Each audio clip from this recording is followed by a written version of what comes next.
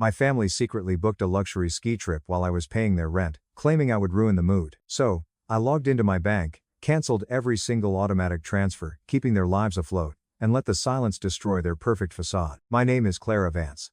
I'm 34 years old, and I work as a senior landscape architect in Sedona, Arizona. For the majority of my adult life, I firmly believed that family meant unconditional loyalty. I thought that if you had the means to help the people you shared blood with, you did it without question, without hesitation, and without expecting a parade in your honor. Until a random Tuesday afternoon, I genuinely thought I was just doing my part. Then my phone rang, and my entire reality fractured into a million jagged little pieces. It was my mother. She called me while I was in the middle of drafting a xeriscape garden layout for a high-profile client. I had my phone on speaker, my hands covered in charcoal dust. She didn't even start with a hello. She just sighed into the receiver and said, "Your sister doesn't want you on the family vacation this year." I froze. My charcoal pencil snapped against the drafting paper, leaving a dark, ugly streak across the pristine design. "Didn't want me where?" I asked, my voice barely a whisper. "The family vacation?" "Yes," my mother replied. Her tone was completely flat, calm, and utterly indifferent, as if she were reading a grocery list and debating between two brands of paper towels. I blinked, trying to process the words. "You're serious?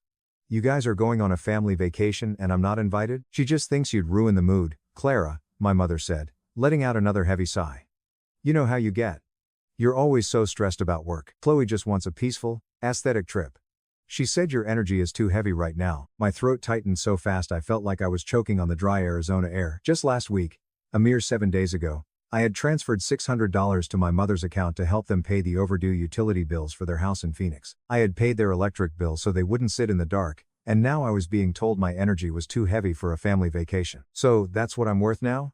I asked, my voice trembling despite my desperate attempt to keep it steady. "I'm just a mood? A heavy energy?" She said nothing.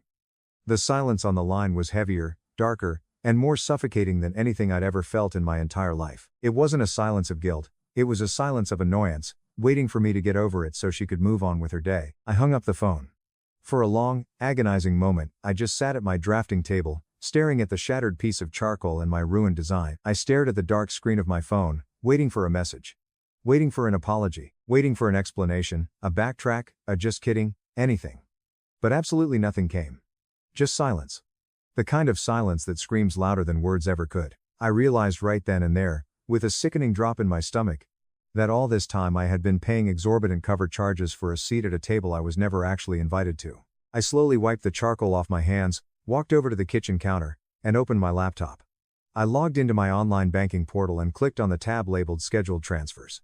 There they were, the lifeblood of my family, all neatly listed and pulling money from my hard-earned account like clockwork. The rent transfer for their 4-bedroom house in Phoenix. The electricity. The water bill. The monthly allowance I sent to my sister Chloe to help with her son's daycare costs because her husband Marcus was between jobs for the 4th time in 3 years. My index finger hovered over the cancel all button. It trembled slightly. A wave of deeply ingrained guilt washed over me. If everything stopped, what would happen? I thought, they'll lose the house, they'll have nothing. But then my mother's voice echoed in my head. You'd ruin the mood. A part of me needed to know what would happen if the wallet finally snapped shut. I pressed the button. And I realized this was only the beginning of the storm. Edit. A lot of you in the comments are asking why I was paying all their bills in the first place. It started 5 years ago. My dad had a mild heart attack and lost his job as a warehouse manager. Mom's part-time hours at a local boutique weren't enough to cover their mortgage. I had just landed my senior architect role and was making great money. I wanted to be the good daughter. I set up a joint account, deposited $20,000 for emergencies, and took over their core bills. But emergencies morphed into everyday conveniences. Chloe demanded I pay for a $1,200 designer stroller. Marcus needed a loan for a failed food truck. I paid because I was desperate for their love and approval. I thought money was how I earned my place in the family. Update 1. The next morning, I woke up feeling a strange mix of nausea and adrenaline. I made myself a cup of black coffee, sat on my living room couch, and made the mistake of opening Instagram. My stomach violently twisted into a knot. There it was. A massive, high-definition carousel of photos of my family standing in front of a ridiculously expensive luxury ski resort in Vail, Colorado. My sister Chloe stood dead center, wearing a pristine white fur-lined coat, holding a crystal flute of champagne.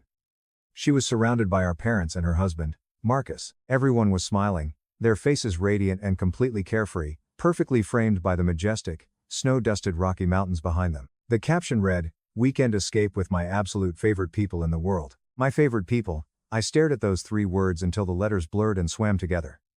There was no tag. There was no mention of me. There wasn't even a vague hint in the comments that they had another daughter, another sister, who was sitting alone in the desert funding their lives. It was just a carousel of glossy, curated moments, dad holding ski poles and laughing, mom sipping a hot toddy by a massive stone fireplace, Chloe posing on a balcony like she was old money royalty. The comments were endless. Beautiful family. Wish I were there. Chloe. This looks like the perfect weekend. And Chloe replied to every single one with heart emojis and comments like hearts, laughter, and so much warmth. I scrolled and scrolled, desperately hoping for one tiny trace of my existence. Nothing. I checked my direct messages, expecting at least a private message from mom or dad, maybe a quick wish you were here to soften the blow. My inbox was completely empty. It wasn't the silence that hurt the most. It was the sheer, terrifying certainty that no one even thought to reach out. I was a ghost that paid their bills. I locked my phone, tossed it onto the couch cushion, and leaned back, the quiet of my apartment pressing against my eardrums like thick, heavy water. For a long time, I just sat there watching the harsh Arizona sunlight crawl slowly across my hardwood floor, wondering when exactly I became the outsider in my own bloodline. Then, I picked up the phone and called Dad. "Hey, kiddo." He answered, his voice light, breezy, and entirely casual. In the background, I could hear the unmistakable sounds of a high-end restaurant clinking silverware, soft jazz, the low murmur of wealthy patrons. "Is everything okay?" he asked. "I just saw the photos," I said, forcing my voice to remain perfectly steady, betraying zero emotion. "You're in Vail." He paused. The breezy tone vanished, replaced by a tense, awkward hesitation. "Yeah, Chloe booked it last minute. She found a great deal online, thought it'd be nice for everyone to just unwind and get away for a bit." "Everyone?" I repeated, my voice sharpening into a blade. "She said you needed a break, Clara," he added quickly, trying to sound paternal and caring. "A break from what?" I asked quietly. "From everything. You've been working so incredibly hard at the firm. She didn't want you to feel pressured to come all the way out here and spend money. So she decided that for me? Without even asking?" I said, my grip on the phone tightening until my knuckles turned stark white. "Don't take it personally, honey," he murmured, lowering his voice as if someone might overhear him. "Your sister just wanted peace. She wanted a stress-free environment, a break from my own family." I whispered, the hollowness in my chest expanding. Silence on the line. Then, I heard Chloe's shrill voice calling for him in the background, telling him the appetizers had arrived. He muttered something under his breath, then said quickly, "Look, we're about to eat. We'll talk later, okay? Love you." And he hung up. I sat there, the phone still glued to my ear, the hum of the disconnection ringing louder than any words he could have spoken. The rest of the day passed in fragmented, disjointed pieces. I answered client emails. I adjusted the irrigation plans for a commercial property. I pretended to focus, but that caption echoed endlessly in my skull. My favorite people. By evening, the hollow feeling vanished, replaced by a cold, calculating clarity. I went back to my laptop. I didn't just stop at the automatic transfers. I opened a new tab for the joint emergency banking account I had set up 5 years ago. The balance stared back at me, $62,450. It was enough to cover a few more years of absolute comfort for them. For the first time, I realized how much of my actual life energy, my sweat, my late nights at the office, was sitting right there in that digital ledger, completely unnoticed and unappreciated by the people spending it. I initiated a wire transfer. I withdrew every single cent, moving it into a private, high-yield savings account solely in my name. When the confirmation screen popped up with the bold green words "Times transfer complete," I leaned back in my chair. My heart was incredibly steady. This wasn't a petty act of revenge. It was a massive reclamation of my own life. I opened a blank email and typed in my parents' addresses. My fingers hovered over the keyboard for a few seconds before I began to type. "Mom. Dad. Please do not contact me about money ever again. I have canceled all future rent and utility payments, and I have closed the joint account. I need space. And I will no longer be funding your expenses. I hope you understand. Clara." I hit send. The swoosh sound of the email departing felt incredibly final, like locking a heavy iron door. By Friday, my phone looked like it was actively on fire. Notifications exploded across the screen in a relentless, vibrating barrage. Texts from Mom, Dad, and Marcus were piling on top of each other, creating a chaotic tower of panic. "Clara, call us back immediately. This isn't funny, Clara. The rent check bounced. You're overreacting. Pick up the damn phone, sweetheart." The irony of that last one, sent by my dad, almost made me laugh out loud. "Sweetheart? The word felt so intensely hollow now, stripped of all paternal warmth, like something borrowed from a cheap television script they no longer believed in. The messages poured in faster than I could swipe them away. I muted the family group chat. Then I muted their individual threads, but my screen kept lighting up, one desperate buzz after another, a dying pulse fighting for survival. I put the phone face down on the kitchen island, took a deep breath, and tried to get back to work. But then came the email. At first, I thought it was from a prospective client. It had a formal, professional tone in the subject line. Follow-up regarding Clara Vance, urgent. But when I opened it, the words paralyzed me. Dear Mr. Adler, this is Clara Vance's mother, Susan. I am deeply worried about my daughter. She has been under an immense amount of stress lately and is not acting like herself at all. She has been having erratic outbursts and making irrational decisions. I hope you can check in on her at the office. She needs serious guidance and psychiatric balance right now. I stared at the screen, my jaw clamped so tight my teeth ached. My mother had written to my boss. She had actually tracked down the contact information for Mr. Adler, the regional director of the landscape architecture firm I worked for, and sent him a message painting me as mentally unstable. My first thought wasn't anger. It was pure, unadulterated disbelief. The woman who used to brag to her friends about how financially independent and successful I was had just tried to sabotage my career because I closed my wallet. Before I could even process the magnitude of her betrayal, my office line rang. The caller ID flashed times Thomas Adler, director. For a terrifying second, I considered diving under my desk and ignoring it. But I forced myself to pick up the receiver. Hi, Thomas, I said, forcing my voice into a perfectly professional, steady cadence. Clara, he began, his tone gentle but very careful. Can you come by my office for a few minutes? No rush at all, I just want to check in on a few things. My stomach tied itself into a complicated nautical knot. Sure, I'll be right there, I replied. Walking down that short, carpeted hallway to his corner office felt longer than any marathon. When I stepped inside, Mr. Adler gestured for me to sit in one of the leather chairs opposite his desk. He wasn't the intimidating, corporate shark kind of boss. He was in his late 50s, had kind gray hair, wore wire-rimmed glasses, and generally preferred listening over speaking. On his massive mahogany desk sat a small potted agave plant, a ceramic coffee mug, and my mother's email, printed neatly on a sheet of white paper. He smiled, not unkindly, and picked up the paper. I received a very unusual message from your mother this morning, he said, holding the paper up slightly so I could see the sender address. It caught me completely off guard. I kept my posture rigid and my voice perfectly calm. I apologize, Thomas. Yes, she tends to severely overstep her boundaries. He nodded slowly, leaning back in his chair and steepling his fingers. She seems quite worried about you. She mentioned erratic behavior. I know, I said, clasping my hands together tightly in my lap to hide their slight trembling. But I can assure you, I am perfectly fine. I am just setting some long overdue financial boundaries with my family, and they are not handling the loss of access to my bank account very well. That's all this is. Something in my unwavering voice and steady eye contact must have convinced him, because his shoulders dropped slightly, and he smiled again.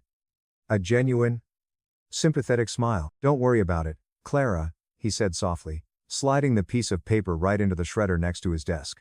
The machine whirred loudly, destroying my mother's manipulation in seconds. I get it. Families can be incredibly complicated and messy. I just wanted to make sure you were okay. That single, simple sentence released a physical weight from my chest that I hadn't realized I was carrying. He didn't pry for gossipy details. He didn't lecture me on family values. He just understood. And in that beautiful moment, I realized exactly how easy it was for a complete stranger to show more respect for my privacy and humanity than my own flesh and blood ever had. Just so you know, Mr. Adler added as I stood up to leave, I've instructed IT to permanently block her email address from our servers, and the receptionist has been told to screen and block her phone number. Your personal life is your personal life. Take whatever time you need. When I left his office, the world outside the massive glass windows felt sharper, brighter, and incredibly clear. But my mother's escalation meant the gloves were officially off. I went back to my desk, picked up my cell phone, and opened my contacts list. One by one, I tapped on their names. Mom. Block caller. Dad. Block caller. Chloe. Block caller. Marcus. Block caller. Every single confirmation screen felt cleaner and more purifying than the last. I was cutting the cancerous strings. 2 days later, my name was plastered all over Facebook, and not in a good way. I was standing in my kitchen making a pour-over coffee when Maya, my best friend since college, texted me a link. You might want to brace yourself and look at this, she wrote. I opened the link, still half asleep, and nearly dropped my ceramic mug on the tile floor. There it was, a massive, Multi-paragraph essay posted by Chloe, paired with a disgustingly perfect photo of her and our parents sitting at a quaint lakeside cafe. The caption read, "It breaks my heart how money completely changes people. Some people become so obsessed with their own wealth that they forget their own blood. No matter how much love you give them, no matter how much you support them emotionally, they will always find a way to make you the villain when they decide you aren't useful anymore. Praying for healing for our family." The words were heavily sugar-coated in fake victimhood, but they were a sniper rifle aimed straight at my head. My throat tightened as I scrolled through the comments. Cousins, aunts, uncles, and old family friends from church were all piling on, cheering her on and validating her fabricated trauma. So incredibly true, Chloe. You don't need that kind of toxic negativity in your life. Even our Aunt Linda, who I hadn't seen in 6 years, wrote, "Some people completely forget who raised them and helped them when they had nothing. So selfish." Within 3 hours, the post had over 300 likes, dozens of shares, and an endless thread of nauseating sympathy for Chloe's pain. I sat at my kitchen island, completely frozen, the smell of roasted coffee beans filling the room. For a fleeting moment, I wanted to reply. I wanted to scream in the comments. I wanted to remind Aunt Linda that I was the one who paid for Mom and Dad's mortgage for 3 years. I wanted to remind Chloe that I paid for her son's daycare and fixed her transmission after she wrecked her SUV. But I stopped myself. Maya's voice echoed in my head. "Don't take the bait. They want you to look crazy." They didn't want the actual truth. They just wanted a compelling narrative to believe in, one that made Chloe the suffering saint and me the greedy, corporate sinner. Still, silence in the face of public defamation felt too much like a surrender. I couldn't let her control the entire narrative. I opened my own Facebook page, clicked on the Create Post box, and let my fingers hover over the keyboard for nearly 10 minutes. I didn't want to sound angry, I wanted to sound undeniably factual. Finally, I typed, "I didn't walk away from my family. I walked away from being treated as nothing more than an ATM." Sometimes, people confuse unconditional love with unconditional financial obligation. When you stop funding someone's lifestyle, you quickly find out exactly how much they actually cared about you. I hope one day they understand the difference. Wishing everyone peace, no names. No aggressive blame. Just the cold, hard truth. I read it over twice, took a deep breath, and pressed post. The response was instantaneous. Likes, comments, and shares started rolling in, but this time, it was from people who actually knew me in the real world. Friends from college, colleagues from the architecture firm, neighbors, and clients. "Good for you, Clara. Proud of you for finally standing up for yourself. Family does not mean you are a financial hostage. Stay strong." Within hours, my short paragraph had over 1,000 reactions. Someone even shared it into a massive viral group dedicated to reclaiming personal boundaries. My story had completely escaped the suffocating confines of my family's toxic circle, and somehow, that felt incredibly right. As the evening unfolded, I noticed something amazing happening.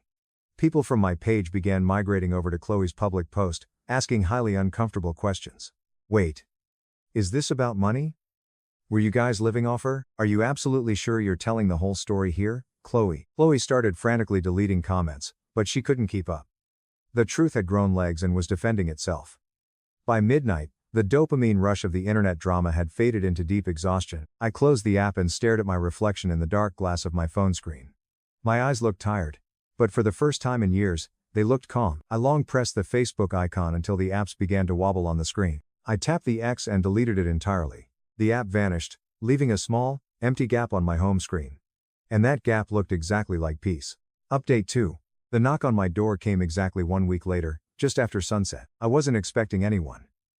The vibrant Sedona light had just begun to fade, painting the desert sky in breathtaking streaks of burnt orange, violet, and deep indigo. I was sitting on the couch reading a book when the sound came again, harder, sharper, and deeply impatient. It sounded like someone trying to break the door down with their knuckles. I walked over, looked through the peephole, and my blood ran ice cold. It was my mother. Her eyes were swollen, red, and puffy from crying, and she was clutching her beige leather purse against her chest like a shield. Standing right behind her was Chloe. Her arms were firmly folded across her chest, her phone was gripped tightly in her hand, and her expression was as sharp and unforgiving as shattered glass. Neither of them had tried to email me. They couldn't call or text because they were blocked. So, they had driven 2 hours north from Phoenix to simply ambush me at my sanctuary. I unlocked the deadbolt and slowly opened the door, leaving the chain engaged for a moment before deciding to face them fully. I unlatched it and pulled the door wide. "Can we please come in?" Mom asked, her voice shaking violently with the massive effort of maintaining control. I didn't move out of the doorway. I stood tall, blocking the entrance. "If you are here to talk like adults, yes. If you are here to yell or demand things, you can turn around and drive back down the mountain right now." Chloe scoffed loudly, rolling her eyes and aggressively pushing past my shoulder before I had even finished the sentence, marching directly into my living room. "You have completely humiliated us online, Clara," she spat, spinning around to face me. Her voice wasn't trembling from sadness. It was vibrating with pure, entitled fury. I shut the front door behind Mom, locking the deadbolt with a loud, definitive click. I turned to face them, my voice eerily quiet. "No, Chloe.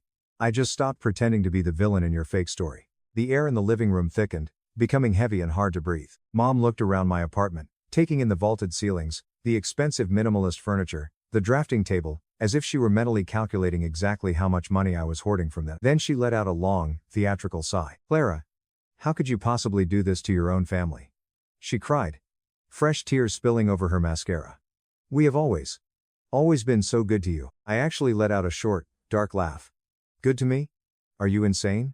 You emailed my boss, Mom. You tried to convince the director of my firm that I was having a psychotic breakdown so he would fire me or force me into a hospital. You turned a private financial boundary into public gossip." Her eyes widened in a picture-perfect display of wounded innocence. "I was just deeply worried about your mental health. You were acting crazy." "No," I interrupted, my voice finally rising, echoing off the high walls. "You were terrified of losing control of my bank account. There is a massive difference." Chloe stepped forward, her face contorted into an ugly sneer. "Wow. Look at you playing the ultimate victim again. Cutting your own parents off doesn't make you strong, Clara. It makes you a heartless bitch. Do you even know what Mom has been through this week? Everyone at the church is whispering about us. People are asking questions. Then maybe," I said, taking a slow, deliberate step toward her, "you shouldn't have lied to them in the first place." Mom began weeping openly now, pressing her trembling fingers against her temples. "We just want things to go back to normal, Clara. Please. Just restart the transfers. The landlord called us yesterday. We can fix this. Let's just fix this." Her words hit me harder than I expected. Not because I felt even an ounce of guilt, but because the absolute only version of reconciliation she could physically imagine involved me opening my wallet. "You mean?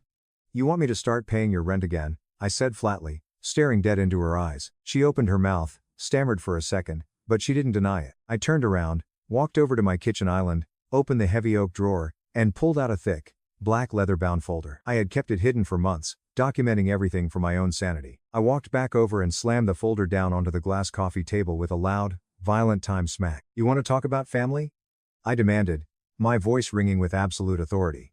"Let's talk real numbers." "Open it." Chloe flinched, but Mom slowly reached out and opened the cover. 3 entire years of mortgage and rent payments, I listed off, pointing at the highlighted bank statements.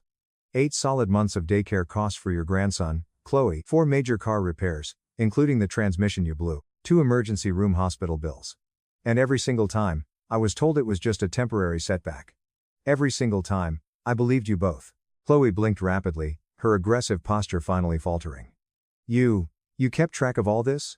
she asked, genuinely horrified. "Yes," I said fiercely.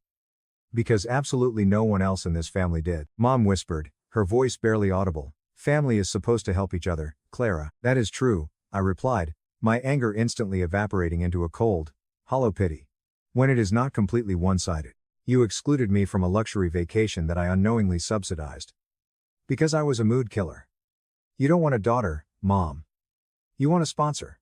The silence that followed was heavy enough to crack the foundation of the building. For the first time in my entire life, they both looked incredibly small, not out of genuine remorse, but out of the sudden, terrifying realization that the well was permanently dry. The ATM was broken, and it was never, ever dispensing cash again. Chloe tried to speak, but her voice was brittle and weak. "This isn't just about the money, Clara. It's about the horrible way you've treated us." "Then stop acting like everything I gave you was owed to you," I said, pointing toward the front door. "If you wanted my respect, you should have started by giving me a fraction of it. We are done here. Get out." Chloe's mouth opened, but no sound came out. Mom took a step toward me, tears streaming down her face, reaching her hand out to touch my arm. "Clara, please. We're your family. You can't just cut us out of your life like this." I didn't flinch. I didn't step back. I just met her gaze with absolute, unshakable calm. "You wanted a family vacation without me," I said softly. "Now you have a whole life without me. Goodbye." I walked over and held the front door wide open. Chloe glared at me, her jaw clamped so tight I could see the muscle twitching. "You are going to regret this for the rest of your miserable life," she hissed as she walked past me into the cool night air. "I already regretted staying quiet for this long," I replied. Mom lingered in the doorway for a long moment. She looked at me as if she wanted to say something profound, maybe a real apology, maybe one last guilt trip, but she found nothing. She lowered her head in defeat and stepped out into the hallway. I closed the door gently. The click of the deadbolt sliding into place sounded like the final punctuation mark at the end of a very long, very exhausting novel. I stood there in the entryway for a full minute, just breathing in the total silence they had left behind. Then I walked back to the table, picked up the black folder, and tossed it into the trash can. I didn't need the proof anymore. I had my closure. A week later, my phone rang with an unknown Phoenix area code. I answered it cautiously. "Hello. Is this Clara Vance?" A gruff voice asked. "This is Mr. Harrison, the property manager for the house your parents rent down here in Phoenix." My posture straightened.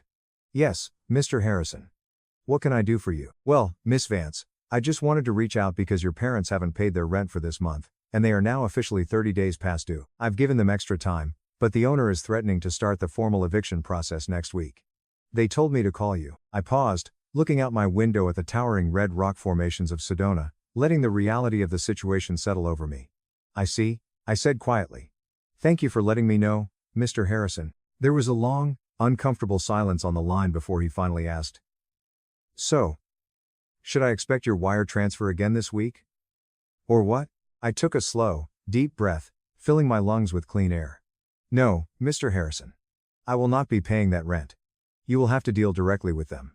They will figure it out." "Are you sure?" he asked, sounding genuinely surprised. "I am absolutely positive. Have a good day." I hung up the phone. It wasn't a cruel act. It was just the natural consequence of their actions. For years, I had been the magical solution to every single problem they created through their own financial incompetence. Now, they were going to have to learn how to live without the safety net they had so arrogantly mistaken for unconditional love. That night, morbid curiosity got the best of me. I logged onto an alternate browser and searched Chloe's name online.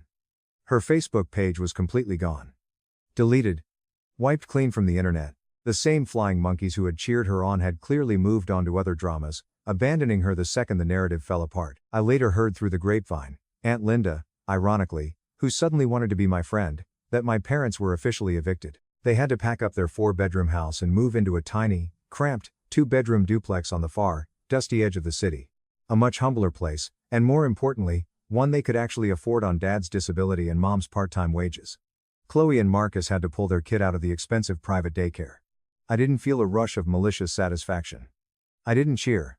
I just felt a massive, spanning distance. The kind of distance that comes when a crushing physical weight finally slips off your shoulders and shatters on the floor. I sat on my couch, opened my laptop, and stared at my digital to-do list. Right at the top, a single item sat unchecked. Book the Portland trip. It was a quiet promise I had made to myself months ago. A trip I had kept putting off because Chloe needed emergency funds for one thing or another. I clicked on the travel site, found a direct flight to Oregon for the following weekend, and booked a luxury boutique hotel in the Pearl District without a single second of hesitation. Portland had always been a dream of mine. The endless rain, the smell of pine, the massive independent bookstores, the glorious feeling of starting completely fresh in a city where not a single soul knew your history or your trauma. This time, I wasn't running away from my family. I was finally walking toward myself. When I arrived in Portland, I stood by the waterfront, the air incredibly damp and cool against my skin, the sound of seagulls crying overhead.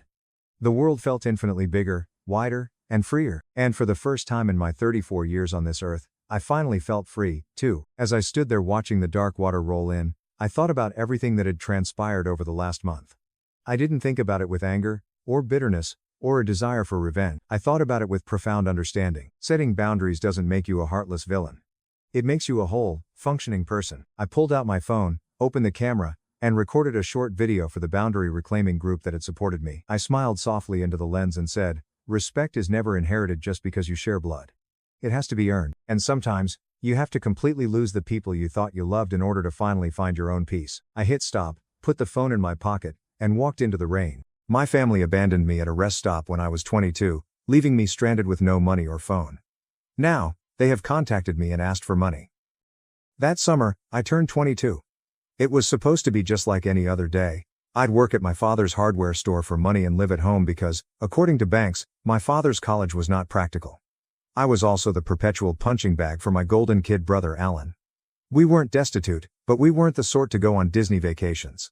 So, when banks stated that we were going on a family road trip to my uncle's wedding in Colorado, I should have known something was up. 3 days into that horrible road journey, I was already regretting not making up an excuse to stay at home. My father and Alan had been taking turns playing their favorite game, making Salvador's life terrible. Mom, Irene, would periodically say, "That's enough," in her frail voice, but we all knew it was just a show. Look, I need to explain something about my family. Banks wasn't your typical dad. He was the type to wake you up at 3 a.m., to rant about a chore you forgot, or who will toss away your belongings if they get in his way. He had been telling me I was useless since I was able to grasp words.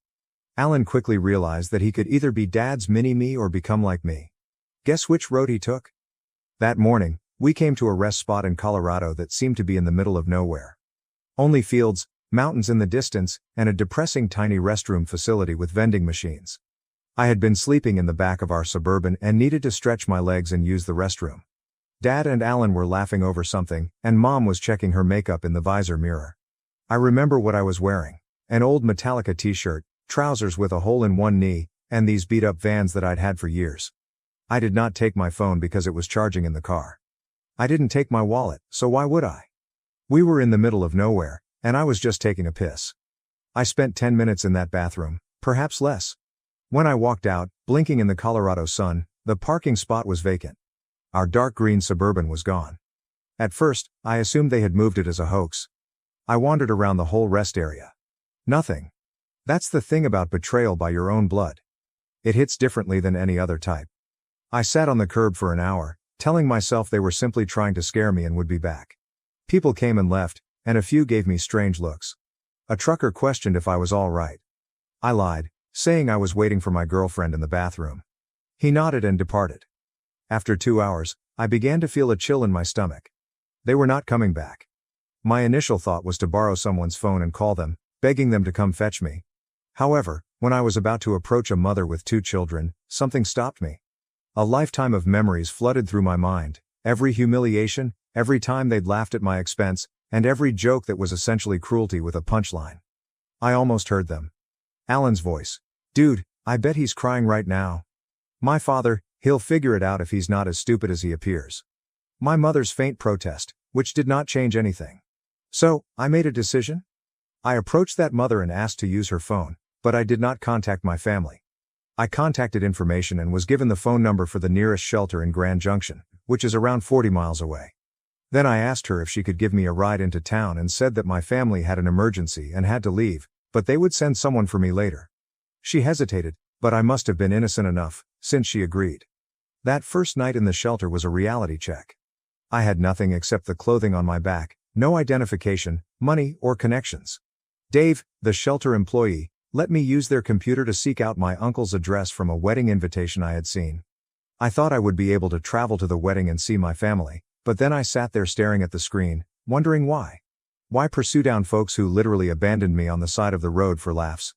Instead, I set up a fresh email account. I searched up services for folks who needed emergency ID replacements, Googled cash-paying employment, and devised a plan. 2 days later, I was washing dishes at a small diner named Sunny. Geraldine, the proprietor, was a 60-something woman with purple-streaked gray hair and more tattoos than one would anticipate. I'd gone in, asked if they needed help, and informed her that my wallet had been stolen but that I needed work. She sized me up and remarked, "The dishwasher quit yesterday. You take from me, and you will die. Start now." That's the thing about rock bottom, you can only get up from there. For a week, I worked double shifts, slept in the shelter, and dressed in donated clothing. Dave assisted me in the process of obtaining a replacement ID by contacting vital records in my home state. With my first paycheck, I purchased a low-cost pay-as-you-go phone from Walmart. 7 days after they abandoned me, my phone rang. The number was unknown. I responded, and it was my mother, her voice shaking. She inquired as to my whereabouts and my well-being. They had been looking everywhere. It was only supposed to be a joke, she explained. They waited down the road for 20 minutes, returned, and couldn't find me. I listened to her stress and phony compassion. In the background, I could hear my father telling me to stop acting so theatrical and go to Uncle Rick's. I heard Alan laughing. "Salvador, are you there? Say something, we've been worried sick." That icy feeling in my gut was gone. Now there was just clarity. "You wanted to see if I could make it on my own," I explained, my voice firmer than it had ever been when speaking to them. "So watch me." I hung up, blocked the number, and then blocked every family number I could think of. I went to the Verizon store the next day and changed my phone number totally.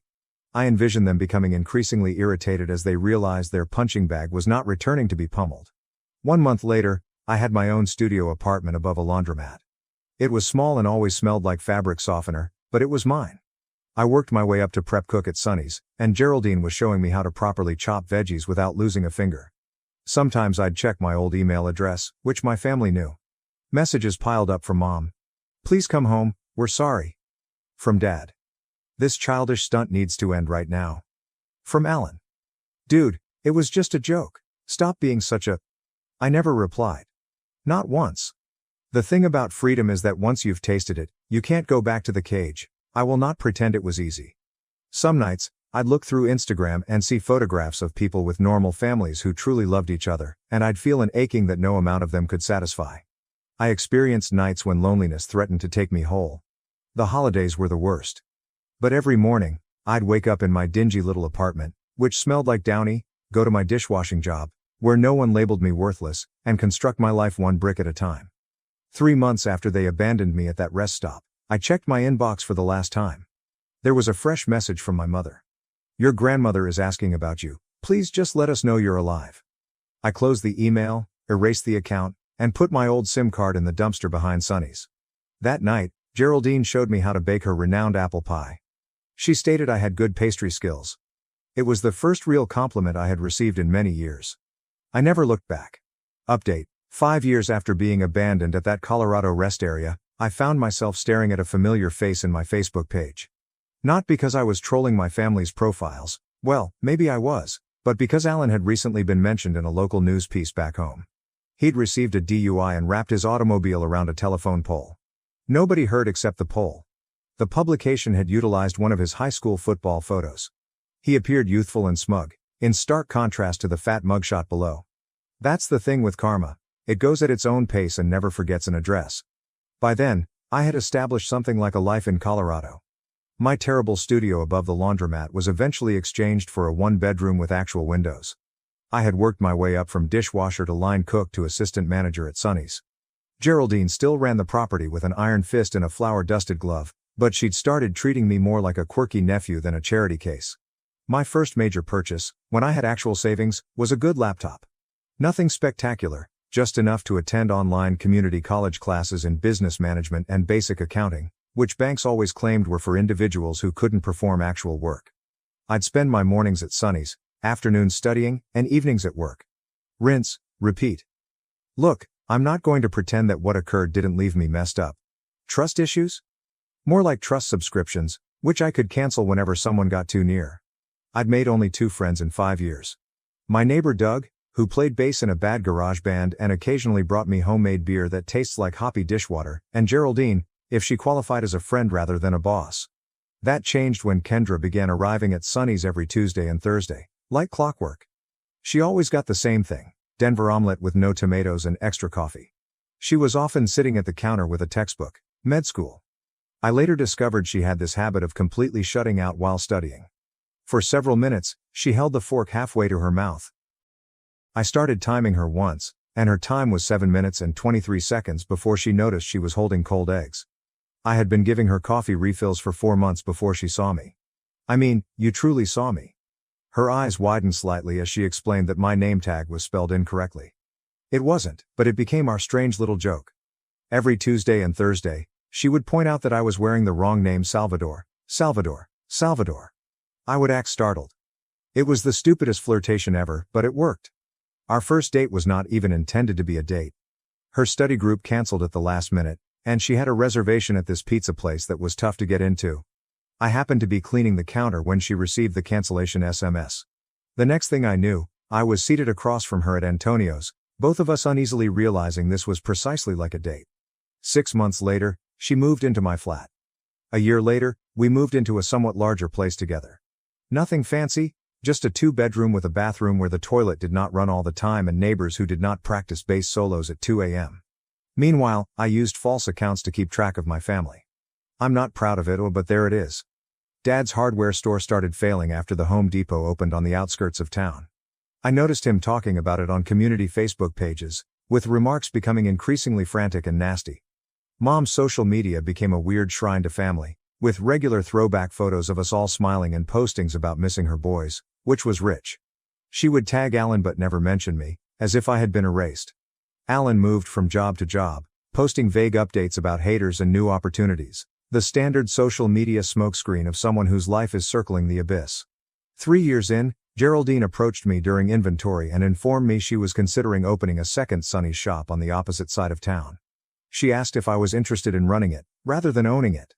This is an important distinction. I didn't sleep that night because I kept thinking it was a test or a joke. People like me did not have opportunities like that. Banks had ensured I understood that much. That is the problem about poisonous beliefs. They remain in your system long after you have left the serpent. But I said yes because Kendra, who was half sleeping next me, whispered that it would be silly not to. Doug, through a haze of cannabis smoke, replied, "Duh, you practically run to the original place already." Because Geraldine was not Banks, wasn't my family, and had never made me feel useless. Sunny's East opened 6 months later, smaller than its predecessor and with a new menu, my menu. I worked 90-hour weeks for the first year and lost 10 pounds I couldn't afford to lose. I argued with Kendra about never being home. I came home to passive-aggressive post-its on the fridge several times, but they worked. People arrived. People came back. The food was delicious and the atmosphere was good. We weren't getting rich, but we were making do. 4 years after being abandoned, I earned enough to assist Kendra with her medical school loans. Not all of them, those creatures are monstrous, but enough to make an impact.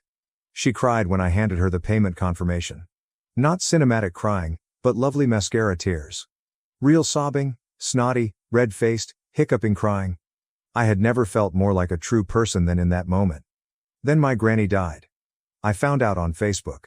Mom captioned this lengthy, emotional homage with a million heart emoticons.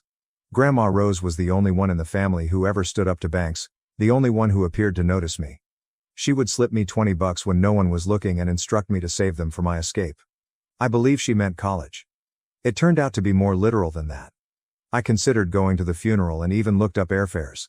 Kendra said she'd come with me and hold my hand throughout the traumatic reunion. Doug offered me his lousy hatchback to drive instead.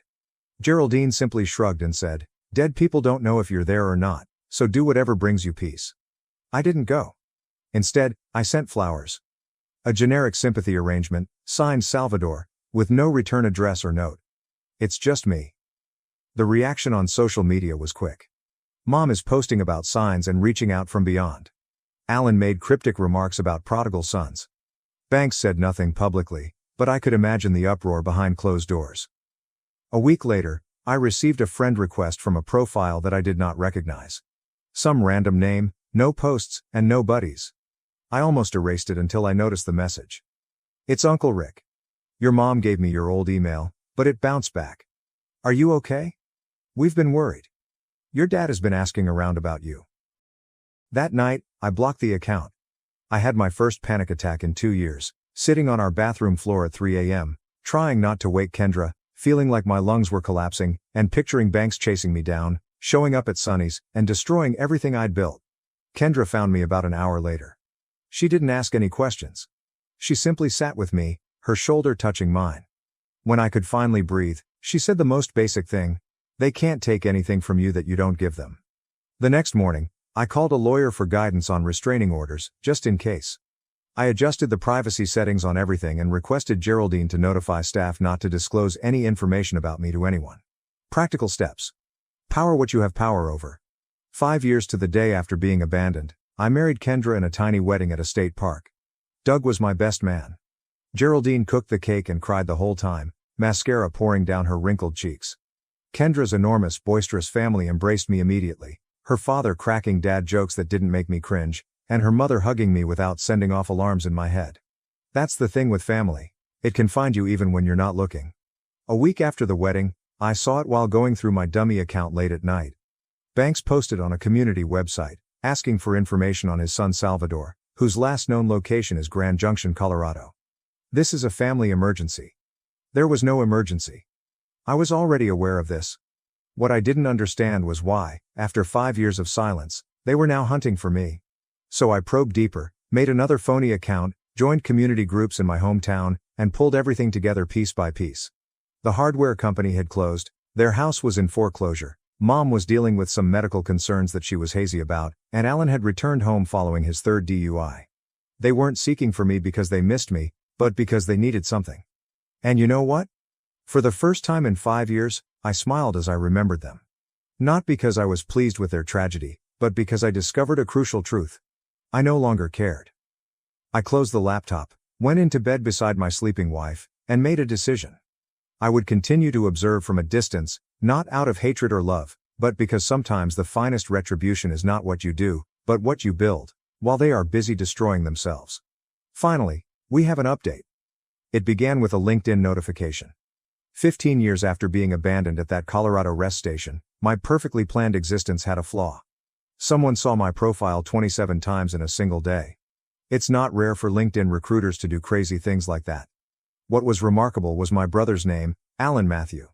That is the thing with the past. It is patient. It will linger in the tall grass for years before striking. By then, my life had changed drastically from my first year in Grand Junction. Kendra had finished medical school, completed her residency, and was now working 3 days a week at a local clinic to spend more time at home with our children. We had 2, Ellie, 7, and Marcus, 4. The apartment above the laundromat had given way to a modest 4-bedroom home on the outskirts of town. Nothing spectacular, but with a yard where the kids could play and I could grow tomatoes, though they never quite worked out. Sonny's had expanded to 3 locations. Still not a major franchise or anything, but enough that I no longer had to work the line, except when someone called in sick. Geraldine had semi-retired 2 years before, but she still turned up unexpectedly to criticize how we made her pie crust recipe. I had made peace with my past, or so I thought. I still kept an eye on the family from afar, but the frequent checks had dwindled to maybe once every few months. Banks and Irene had downsized after losing their home, as far as I understood. Alan has been married, divorced, and married again. They all seem to have gone on with their lives, just as I had. However, the LinkedIn issue bothered me. 15 years of silence, and now this. I mentioned it to Kendra as we were performing our usual Sunday night activity. Folding laundry while half watching whatever Netflix show we were currently behind on. She paused, holding a mismatched sock in each hand, and asked whether I was all right. I nodded. What else could I say? That I was suddenly 22 years old again, stopped at a rest stop, and that I could hear Banks' voice in my head, calling me useless. 3 days later, I was in Sunny's East, the original second site, assisting with inventory because our supplier had sent the wrong type of coffee filters again, when Maya at the front desk called back to say there was a family looking for me. My first thought was of Kendra's parents, who occasionally surprised us when they passed through. I strolled out front, my thoughts already turning to how to persuade them to stay for supper. It was not Kendra's family. Banks appeared older, grayer, and his once intimidating physique had shrunk. Irene's face was pinched from years of effort, and her hair had been dyed an unnatural shade of brown. Alan resembled Banks at 40, with the same stance and technique of taking up space. There was a woman with them who I didn't recognize. She was young, perhaps in her early 20s, and she was standing back as if she wasn't sure she belonged. Nobody spoke. The lunch rush cacophony faded away, leaving only my own heartbeat hammering in my ears. Banks broke first, asking for my name. I nodded, as my voice had evidently gone on vacation. Look, I'd envisioned this moment in 1,000 various ways over the course of 15 years. In some of them, I told them off brilliantly. In others, I was chilly and distant, unconcerned about their existence. In a couple awkward late-night situations, we even had a tearful reconciliation. Reality is invariably messier than fancy. I motioned to an empty table in the corner, asked Maya to get water, sat across from the folks who had once been my family, and waited. They'd discovered me through a magazine story titled Rocky Mountain Rising 10 Local Success Stories. It wasn't even a major feature, just a sidebar with a photo of me in front of Sunny's original location. But evidently, one of Mom's high school friends had moved to Colorado, saw it, and forwarded it to her with the caption, "Isn't this your son?" They'd made 107 missed calls to my former number in the years before it was disconnected. Mom had counted. She mentioned this as if it meant something. They spoke over each other. Mom mentioned how worried they had been. Banks about how I had misinterpreted what happened that day. Alan was uncomfortably trying to pretend like we were old friends catching up. The young woman, who turned out to be Alan's second wife Poppy, simply regarded me with curiosity. I let them talk and watched as they spun their own version of reality in which they were not the villains. I noticed how Banks continued looking at the restaurant, mentally calculating how much it would be worth. I noticed Mom's fingers waver slightly as she grabbed for her water. I noticed Alan's studied charm faltering whenever he thought I wasn't staring directly at him. Finally, when they ran out of steam, I asked the only important question. Why now? That's when the true tale emerged, in parts and pieces among awkward silences. Banks had medical debts, heart issues, and no insurance. The second residence was being foreclosed upon. Alan's business idea, something obscure about cryptocurrencies, had flopped terribly. Mom required knee surgery, which she could not afford. They weren't there for reconciliation, but for money. I should have become angry. Should have thrown them away. Instead, I felt an unexpected emotion. Sympathy. They seemed so little and desperate. These giants who had formerly ruled my entire universe were simply imperfect, broken beings. I asked them to supper at my house that night, explaining that I needed to contemplate and chat to Kendra. They agreed enthusiastically. Banks are already halfway to calling it a done deal. The afternoon was weird. I picked up Ellie from her dance lesson and assisted Marcus with his preschool show and tell preparations, all while texting Kendra updates on who was coming to dinner. She volunteered to take the children to her sisters. I said no. I wanted them there. I wanted my family to meet my family. Dinner was chicken enchiladas, my specialty. That wasn't anything exceptional, it was simply a recipe from the back of an old El Paso box that I had modified over the years. Ellie set the table without being asked, meticulously placed the forks on the incorrect side until Kendra quietly corrected her. Marcus insisted on wearing his Spider-Man outfit because it was Tuesday, and it appears that Tuesday is now Spider-Man Day. When the doorbell rang, I nearly dropped the dish I was bringing to the table. Kendra clutched my arm as she passed, whispering that she had my back anyway. The children looked up with interest, realizing that something significant was happening. That's the thing about dreaded moments. When they occur, they're both worse and better than you expected. The introductions were awkward. Even after adjustments, Banks continued to refer to Kendra as Karen. Irene couldn't stop crying every time she looked at the kids, which terrified Marcus. Alan and Poppy were the least bad, making genuine attempts at polite conversation, but Alan kept hinting about family supporting family. After dinner, Kendra brought the kids upstairs for baths and bedtime, giving me a look that said, "Text if you need extraction." Then it was just me and them, sitting in a living room that felt too small. Banks began on the pitch, talking about how family sticks together and how he'd always known I'd be successful. A lie. How they only needed $20,000 to get back on their feet, alone, of course. I let him continue, then asked him if he remembered what he told me on my 18th birthday. He gave a blank gaze. I said to him, "At least you can't disappoint me anymore, once you're not legally my problem." I asked Mom if she recalled what she did after Banks tossed away my acceptance letter to community college. Nothing. She had done nothing. I asked Alan whether he remembered telling my first girlfriend that I was probably, in any case, when she came to the house seeking for me. They squirmed and made excuses. Banks' voice began to take on a deadly edge, which used to make me shrink. But here's what happened. I stopped shrinking. I was 15 years and a million miles away from that person. I went to my office, returned with an envelope, and delivered it to Banks. The check was for $73.50. Banks glanced at it, perplexed, and wondered what the hell this was supposed to be. I responded. In 2010, that was exactly what a Greyhound ticket from Grand Junction to our hometown would have cost, the exact amount it would have taken for me to make it back home from where you abandoned me. The hush was absolute. Then Banks began shouting at me, calling me ungrateful and greedy, and claiming that I had always been a disappointment. The greatest hits record from my childhood is being played one more time. I didn't argue or shout back. Just stood up and informed them that it was time to leave. Mom used a different approach. Tears and guilt. How could I do this to my family? Alan went cold. The Pleasant Brothers mask had entirely slipped. Poppy simply seemed embarrassed for all of them. When they eventually departed, Banks crumpled the check and dropped it on our doorstep. I closed the door and leaned against it, my legs becoming unsteady. Kendra came downstairs and asked if I was all right. I nodded, not trusting my own voice. We cleaned up the dinner dishes in silence, checked on the sleeping children, and prepared for bed as if it were any other night. As I was configuring the security system, I accessed the front entrance camera on my phone. They remained in the driveway, arguing. Banks is gesticulating violently, and his mother is sobbing. Alan was looking at our house with an attitude that I know all too well, jealousy mingled with hatred. Finally, they hopped into their rental car and drove away. I have never seen or heard from them again. Do not expect to. The chapter is finished. That's the thing about revenge, The best type is something you live rather than do.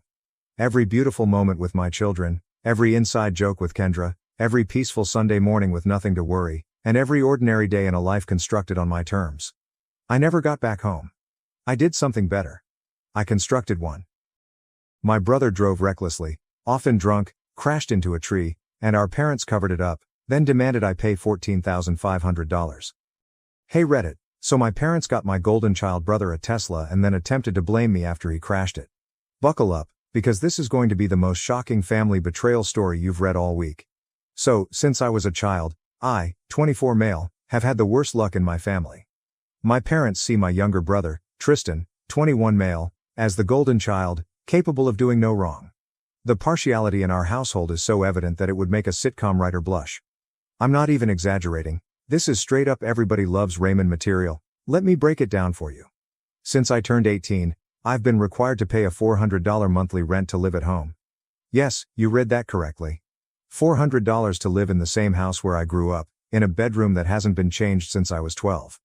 Meanwhile, my brother lives fully rent-free, eating food I help pay for, using utilities I help cover, and overall acting as if he owns the entire home. When I finally had the courage to call out this obvious BS, my parents attacked me with the typical nonsense that parents employ when they realize they don't have a true explanation. The double standards do not end there. When I was in high school, I had to keep a 3.8 GPA while working weekends at a nearby hardware store. I was not permitted to attend parties since I needed to focus on my future. Tristan? This guy barely completed his classes, never worked during high school, and was permitted to party every weekend since he's just being social and needs to enjoy his youth. Every accomplishment of mine received a half-hearted compliment, whereas Tristan was commended for putting forth the bare minimum effort. I labored more than 40 hours each week at my soul-crushing corporate job only to save enough money to leave this hellhole. My objective has been to save enough for a quality apartment and the first and last month's rent, but every time I get near, some inexplicable family emergency arises. And guess who is supposed to help out? I graduated from college 3 years ago. I worked part-time while taking a full course load, graduated with honors, and found a job within 2 weeks of graduation. What is my reward for this achievement? A half-hearted congratulations text with a $50 Applebee's gift card.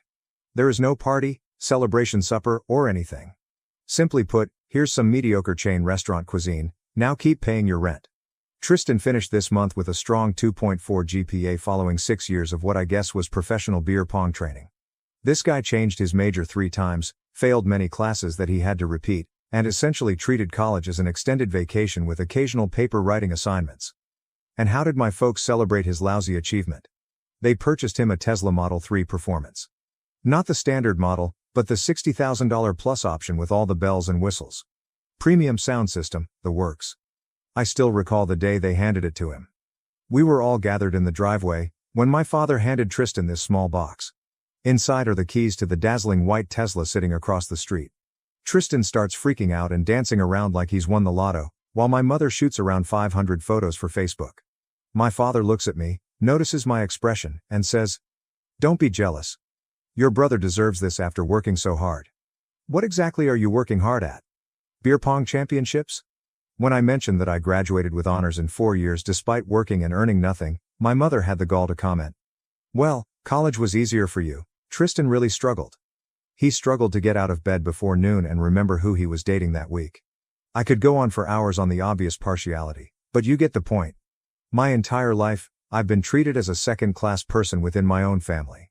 Tristan's entire personality was transformed the moment he received the Tesla.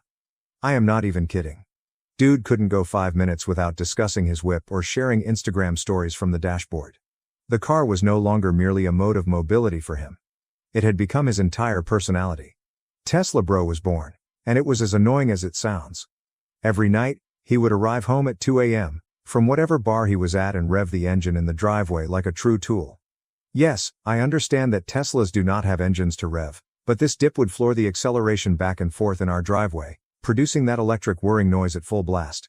He'd wake up the entire neighborhood since, obviously, sleep is reserved for peasants who don't own the electric automobiles that Daddy purchased.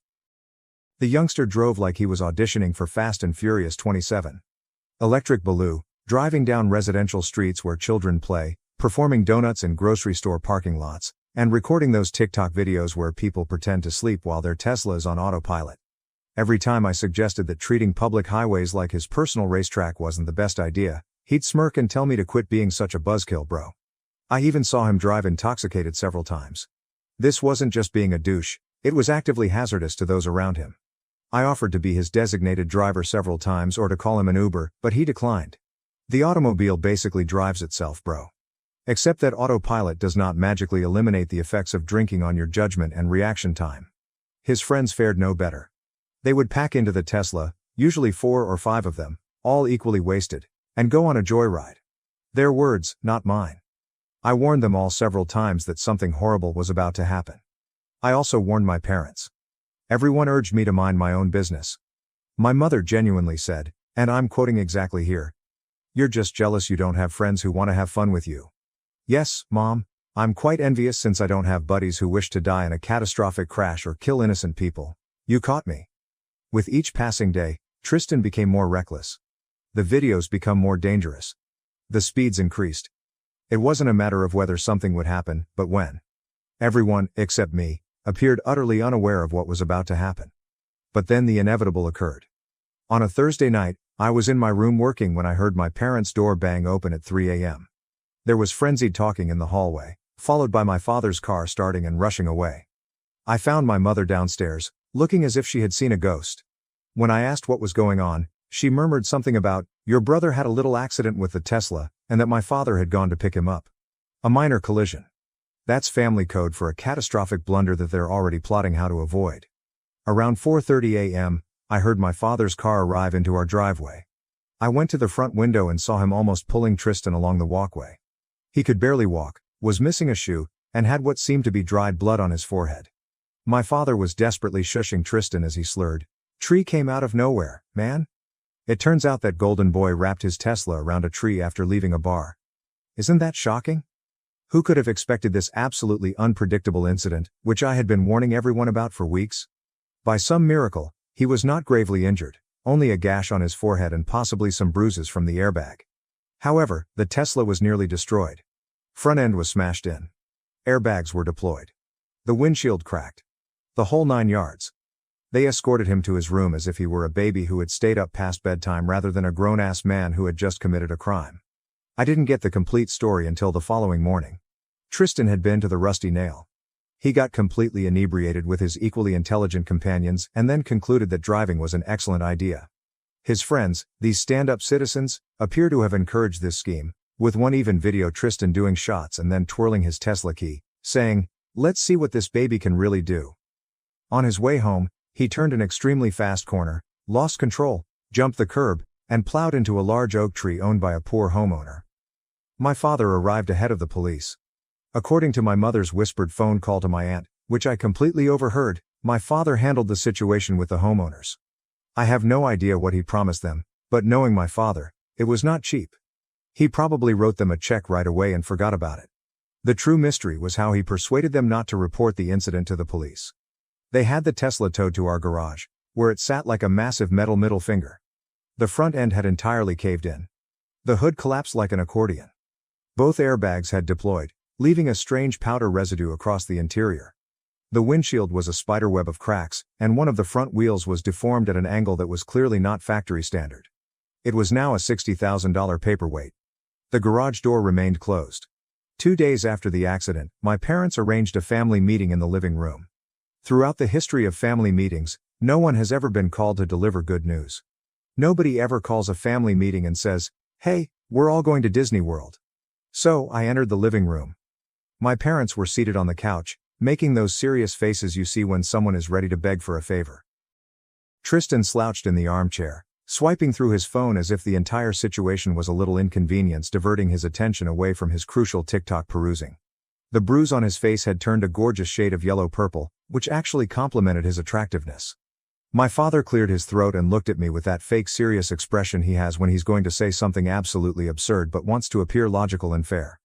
He has a routine that includes straightening his back, clearing his throat, and clasping his hands together.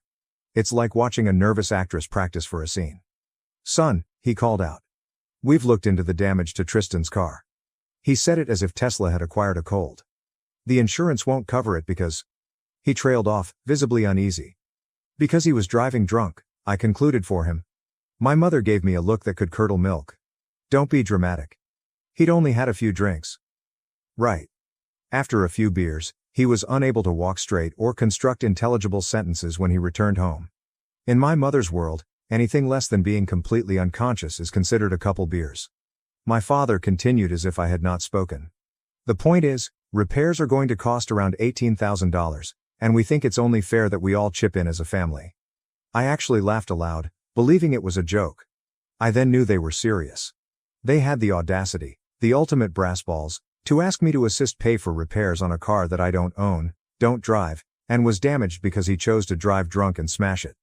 I couldn't believe what I heard. You want me to help pay for repairs on a car that I don't own, don't drive, and was damaged because he decided to drive drunk? I asked again, just to be sure I wasn't having a stroke and hallucinating this conversation.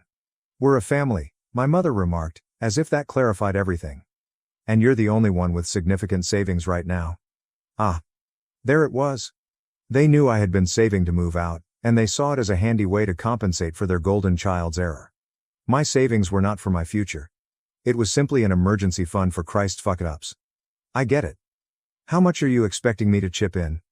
I said, using air quotes around chip in because we all knew that meant pay for the most of it. My father had the decency to appear slightly uncomfortable. Well, your mother and I can put in about $3,000 from our emergency fund. Tristan has about $500 saved up. LOL. Of course, Tristan only had $500 to his name, despite never having paid rent or expenses. That money was undoubtedly set aside for marijuana and whatever pricey streetwear brand he was into that month. So you want me to pay the other $14,500? I completed for him. It was not a question. My dad nodded, happy that I understood. We'll figure out a payment plan. Maybe $1,000 a month until it's paid off. We know you've been saving up. Tristan finally looked up from his phone and added, it's not like you need a fancy apartment anyway. You're always working. The chutzpah of this child could power a small city.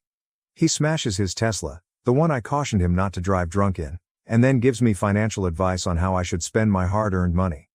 I got money by working 2 jobs and paying rent to my own parents. That was when I lost it. I laughed again, but not in a good way. It was the kind of chuckle you have when something is so ridiculous that you can't be furious about it anymore. I'm not giving you a single cent for this, I stated, looking each of them in the eyes. Tristan crashed the car because he was driving drunk, and he should be grateful he's not sharing a cell with some guy named Bubba right now. This is his problem, not mine. My parents looked at me as if I had suggested sacrificing the family dog. After everything we've done for you, my mother began, her voice shaking in that manipulative tone she'd honed over the years. The Guilt Trip Express was departing the station.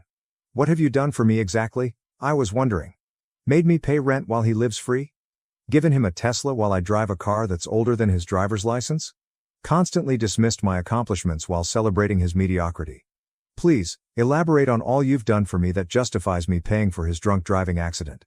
My father's face got that distinct shade of red that only comes when someone questions his authority. You will contribute to fixing your brother's car. End of discussion. I stood up, surprised at how peaceful I felt. No, I won't. End of my discussion. The expressions on their faces were priceless. They were so used to me giving in, to being the responsible one who makes sacrifices for the family, that they couldn't accept this new version of me who wasn't going to give up. You're being selfish, my mother said, pulling out the final weapon from her arsenal. No, I'm being realistic, I explained. Tristan chose to drive drunk. He chose to crash the car. That means he can deal with the consequences for once in his life. I walked out of the living room and back to my room, rejecting their request to return and discuss this like adults. The irony of their sudden desire for an adult talk was not lost on me. As I closed my bedroom door, I heard Tristan say, "So does this mean I'm not getting the car fixed?" That kid is always focused on his goals. I had no idea what they would do next, but one thing was certain. This wasn't over. In my family, no is not considered a complete response. It's simply an opportunity to find more innovative ways to achieve what they desire. My parents scarcely spoke to me for the following few days, only asking whether I had reconsidered their gracious offer to let me pay for Tristan's error. I kept my responses short and to the point. No. This resulted in a lot of heavy sighs, slammed doors, and my mother engaging in passive-aggressive behavior by talking about me in the third person when I'm literally in the same room. Some people just don't understand family loyalty, she would say to no one in particular as I ate breakfast 3 feet away from her. "You're really subtle, Mom." I saw them whispering a couple times while hunched around the kitchen table, papers strewn out. When I walked in, they would quiet down. This was never a positive indicator in my family.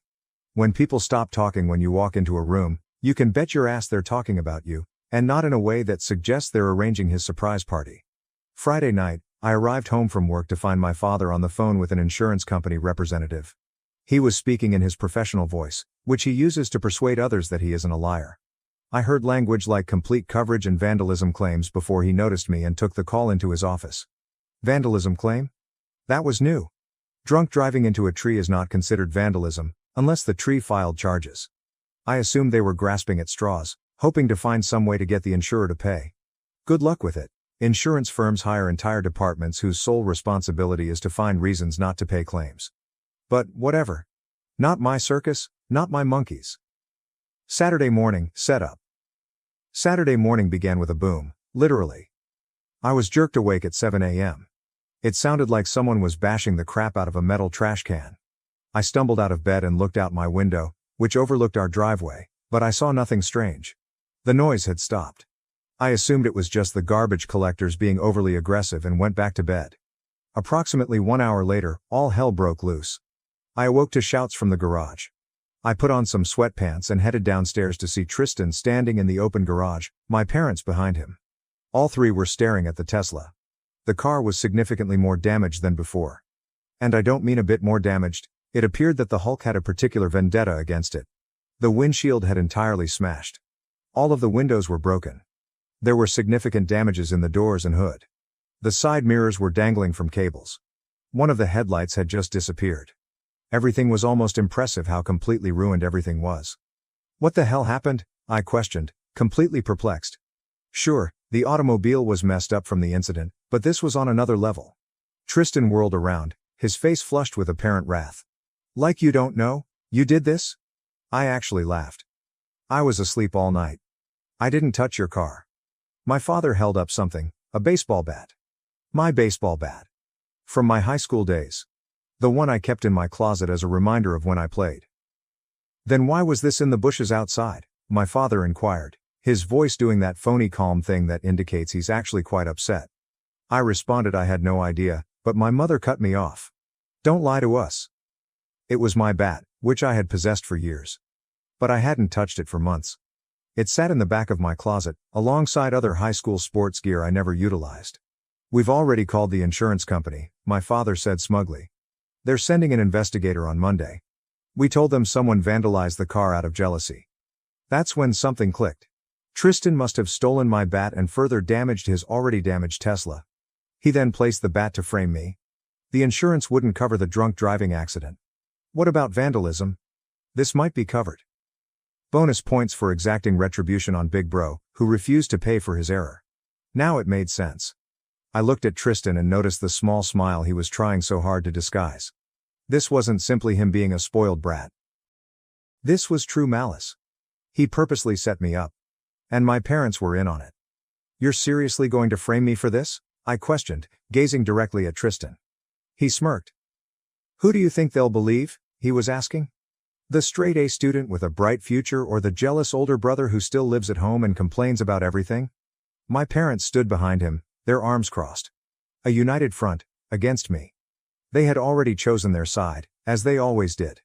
It didn't matter that they were committing insurance fraud, which is a criminal. It didn't matter that they were willing to blame me for something I hadn't done. All that mattered was to preserve their golden child. This is bullshit, and you know it, I remarked, surprisingly cool given the situation. I didn't touch the car. I was asleep all night. My mother scoffed. We heard you leave your room around 2 a.m. The neighbor's security camera probably caught you too. That was intriguing. We didn't have any neighbors with security cameras, at least not ones that could capture our driveway or garage. They were lying. That meant they knew exactly what had transpired. Because they helped plan it. Or, at the absolute least, they knew Tristan had done it and were covering for him. So let me get this straight, I responded, crossing my arms. You want me to either pay $14,500 for repairs to a car I don't own, or you'll frame me for vandalizing it to commit insurance fraud? Those are my options? My father's face reddened. Nobody's framing anyone. We know you did this because you're angry about the money. I returned to my room without saying another thing. There was no point in arguing with them. They had already determined their interpretation of reality. I closed the door, sat on my bed, and tried to think. This quickly went from ordinary familial bias to outright criminal activity. I grabbed my phone and called my supervisor, requesting an emergency day off for Monday. I was not going to leave my defense in the hands of my family when the insurance investigator showed there. I needed to be there to explain my side of the story. As I hung up, I realized something that made my stomach sink. My parents had just shown me how far they would go to protect Tristan. They would frame their son. They would lie to the authorities. Which made me wonder, what had they covered up for him in the past that I had no idea about? Monday. The insurance investigator arrives. The insurance investigator arrived on Monday morning at precisely 9 a.m. His name was Mac. I've seen this sort before. He had a wrinkled button-down tucked into khakis and was carrying a tablet and a camera. My father tried to convince me to go to work and they would handle everything, but I just stared at him until he gave up. It's funny how quickly his power dissolved when I didn't immediately roll over. My parents did their best June and Ward Cleaver impressions when Mac came. Tristan slouched nearby, appearing victimized, and periodically caressing the mark on his face for dramatic effect. Mac was courteous, but all business. He walked immediately to the garage to study the Tesla, snapping dozens of shots from all angles. He spent a long time comparing the front-end damage to the new damage, which made me think he would realize the obvious. This automobile had been involved in two quite distinct accidents. After inspecting the vehicle, Mac requested to meet with each of us individually. My parents went first, together. They stayed there for around 30 minutes. Then Tristan walked in for his interview, which lasted approximately 15 minutes. I heard him raise his voice at one point, most likely for dramatic effect. When it was my turn, I sat across from Mac at our kitchen table, where he had already set up his laptop and some documents. He glanced at me and said he had some concerns concerning where I was on Friday night and early Saturday morning. I told him the truth. I was sleeping in my bed at home. I got home from work at 6 p.m., cooked a sandwich, played Xbox, and went to bed around 11 p.m. I didn't leave my room until I heard a disturbance in the garage the following morning. Mac nodded, taking notes. Then he asked me directly if I was responsible for the Tesla's damage. No, I replied, staring him directly in the eye. And here's what you need to know that they probably didn't tell you. That car was already significantly damaged before this so-called vandalism happened. He raised his eyebrows, displaying the most passion he'd shown thus far. I described everything. Tristan received the Tesla as a gift after his lackluster graduation. He had been driving dangerously since he received it. I told Mac about the drunken driving, speeding, and TikTok videos. Then I came to the crash. How Tristan had wrapped it around a tree while driving drunk about a week before, and how my parents had managed to evade arrest. Check the airbags, I informed him. They've already been deployed from the first crash. Take a look at the front-end damage and the new damage. They are plainly different. The front-end damage is the result of an impact with a tree. The rest is not from me. I also informed him about my parents' attempt to get me to pay $14,500 for repairs, and how the vandalism occurred unexpectedly shortly after I declined. Mac wrote everything down without much reaction. Then he questioned whether anyone could confirm that I was in my room all night. No, I explained. I live with my parents and Tristan. However, I did order a pizza around 9:30 p.m. On Friday, I spent approximately 11 hours playing Xbox Live with pals. They can certify that I was online. He nodded and took additional notes. Then he startled me by asking if any of my neighbors had security cameras. Not that would cover our garage or driveway, I replied. The Johnsons across the street have a doorbell camera, but it only sees their porch. He wrote something down, thanked me, and promised to contact the family soon. As we walked back into the living room, I could feel my parents and Tristan staring at me. They realized I hadn't followed their script. After Mac left, all hell broke loose. After Mac left, all hell broke loose. My folks have lost their collective brains. How dare I reveal the truth to the investigator? The horror. My mother cried because I was attempting to ruin Tristan's life over a single mistake, as if drunk driving and insurance fraud were on par with forgetting to take out the garbage. My father got in my face, pointing his finger, and told me I should call the investigator back and rectify this if I knew what was best for me. Tristan just smirked from the couch, knowing that his plan would succeed. Because it always has. The golden child always wins, right? I returned to my room and locked the door, disregarding their requests to return downstairs. For the next 2 days, I went to work, returned home, went directly to my room, and closed the door. I ordered delivery meals and only came out once I realized they were asleep. It was like living in a hostile foreign country where I didn't understand the language and everyone despised me. Wednesday. A text from Mac. On Wednesday afternoon, I received a text from an unknown number. This is Mac with State Farm Insurance.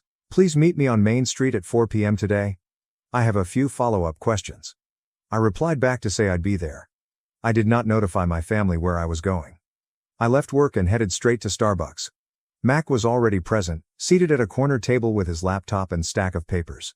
He motioned me to sit down. I wanted to talk to you away from your family, he continued with a low voice. We've uncovered some inconsistencies in the claim.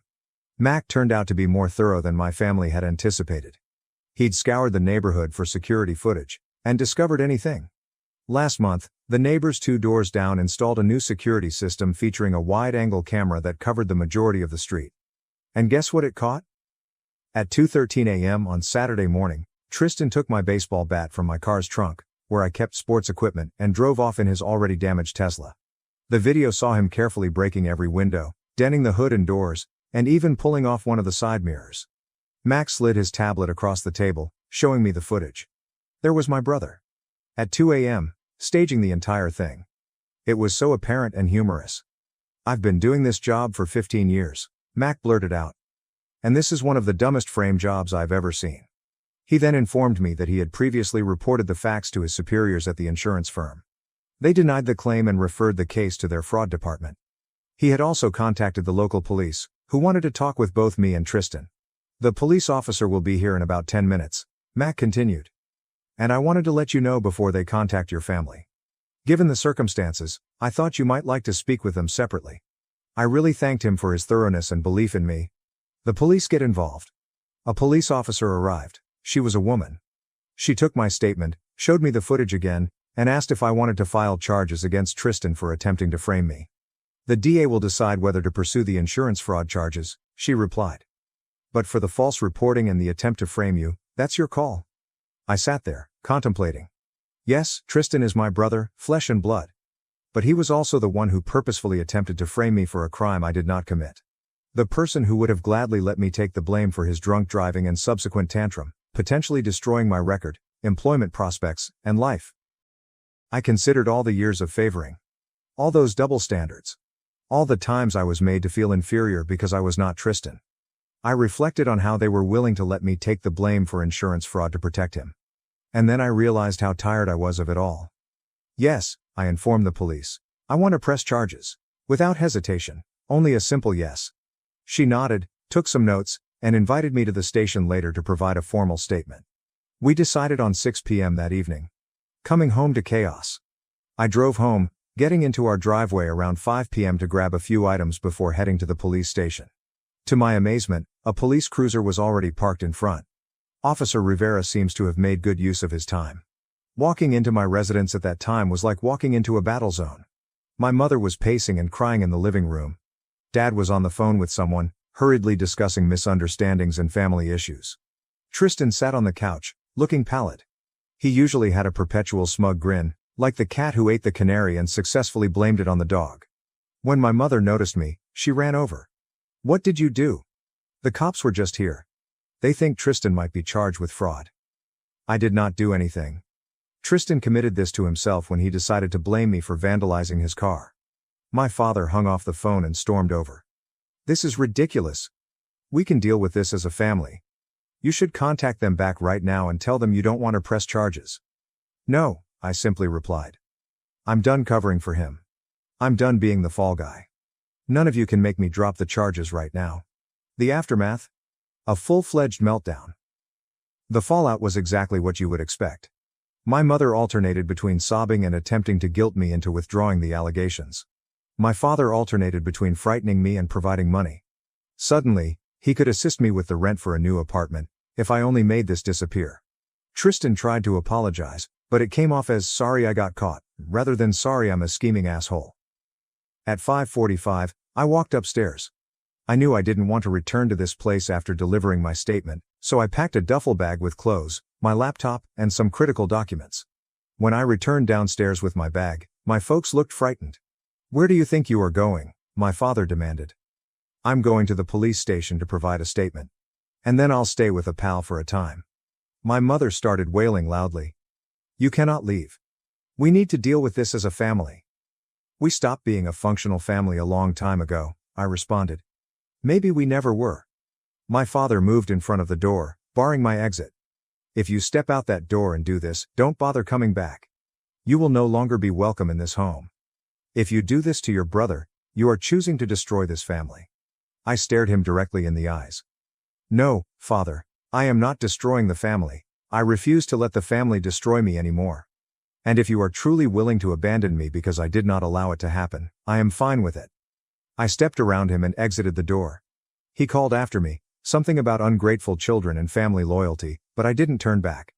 I got into my car and proceeded to the police station. The formal statement giving my formal declaration took around 1 hour. The officer outlined what would come next.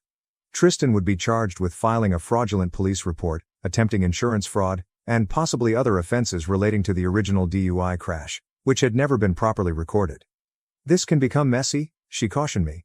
Family cases frequently do. Are you certain you want to proceed? I nodded. I'm sure. When I left the police station, I received a text from my pal Chris. Have your room ready. I ordered food. Don't be late, brother. I had called him earlier to inquire if I could stay at his apartment for a few days. And being the reliable friend he is, he did not even ask questions. As I drove to Chris's apartment, my phone flooded with texts and phone calls from my relatives. I turned off my phone and continued driving. For the first time in years, perhaps ever, I felt as if I was actually standing up for myself. Chris was waiting on his porch as I pulled up, holding 2 sodas. He didn't immediately ask for more information. He simply assisted me with my stuff and said, "Whatever it is, we'll figure it out." And in that moment, I discovered something significant. This was how real families were meant to feel. Not obligated, not manipulation, not a perpetual competition. Only unconditional support. The kind I had never seen at home. Edit 1. Holy crap, this exploded up overnight. Thank you for the accolades and support, Reddit, it means a lot. Edit 2. Stay tuned for an update, which will be available soon. LOL, that rhymed. Update, hey Reddit, it's been a while since my previous post, and many of you have DM'd me asking for an update on the Tesla bro problem. So, here goes. I left my parents' place 6 months ago with a duffel bag and a newfound backbone. Best decision I've ever made. I crashed with Chris for a few weeks before finding my own house. Nothing spectacular, just a 1-bedroom apartment where no one begs me to solve their problems. Tristan's case progressed fast. The evidence was overwhelming. Security footage, blood alcohol levels from the hospital the night of the incident, which my parents attempted to conceal, and an insurance inquiry report. He ended up pleading guilty to all charges and received 6 months in county jail, 3 years probation, a huge fine. He lost his license for 5 years. My parents were not charged, but they did face significant fines for their involvement in the insurance scam. They're essentially broke after paying legal expenses, fines, and the remaining payments on a totaled Tesla. As for me, I received a promotion at work. It's amazing what you can accomplish when you're not always dealing with family issues. In addition, I'm taking night school to pursue an MBA. Life is currently fairly good. The update you've been waiting for: text messages and phone calls resumed last month. First, from my mother. Then my father. Finally, Tristan used his jail-approved phone time. They all had the same message, only delivered in various ways. They need money. Mom took the standard guilt tactic. We're about to lose our house. After everything we've done for you, how can you abandon us now? Dad attempted his typical intimidation. You owe this family. Man up and help us out. Tristan apologized and stated that his time in jail has changed his perspective. Before requesting for commissary funds. Do you know what was very funny? Last week, my folks arrived at my apartment. Unannounced. I have no idea how they got my address, probably through a mutual family connection. They were standing outside my door, looking really pitiful. Both of them had a frantic face. They had an entire pitch planned. They were selling the house but needed funds to move. The bank accounts were frozen. Dad lost his job following the controversy. Mom's anxiousness was flaring up. Couldn't I please assist my family in their time of need? I listened to everything without interrupting. I saw them spin their sob story with a dramatic performance. When they were finished, I just gazed at them for about 10 seconds before asking, "Sorry, I must have missed something during your brief presentation. Could you please remind me which part of attempting to frame me entitled you to my financial assistance? Mom's face collapsed, like if she had been smacked. Dad stood there, speechless. For the first time in their lives, they had no script ready. The roles were flipped, and they had no idea how to play someone who were out of control. But they weren't in their house, where they set the rules.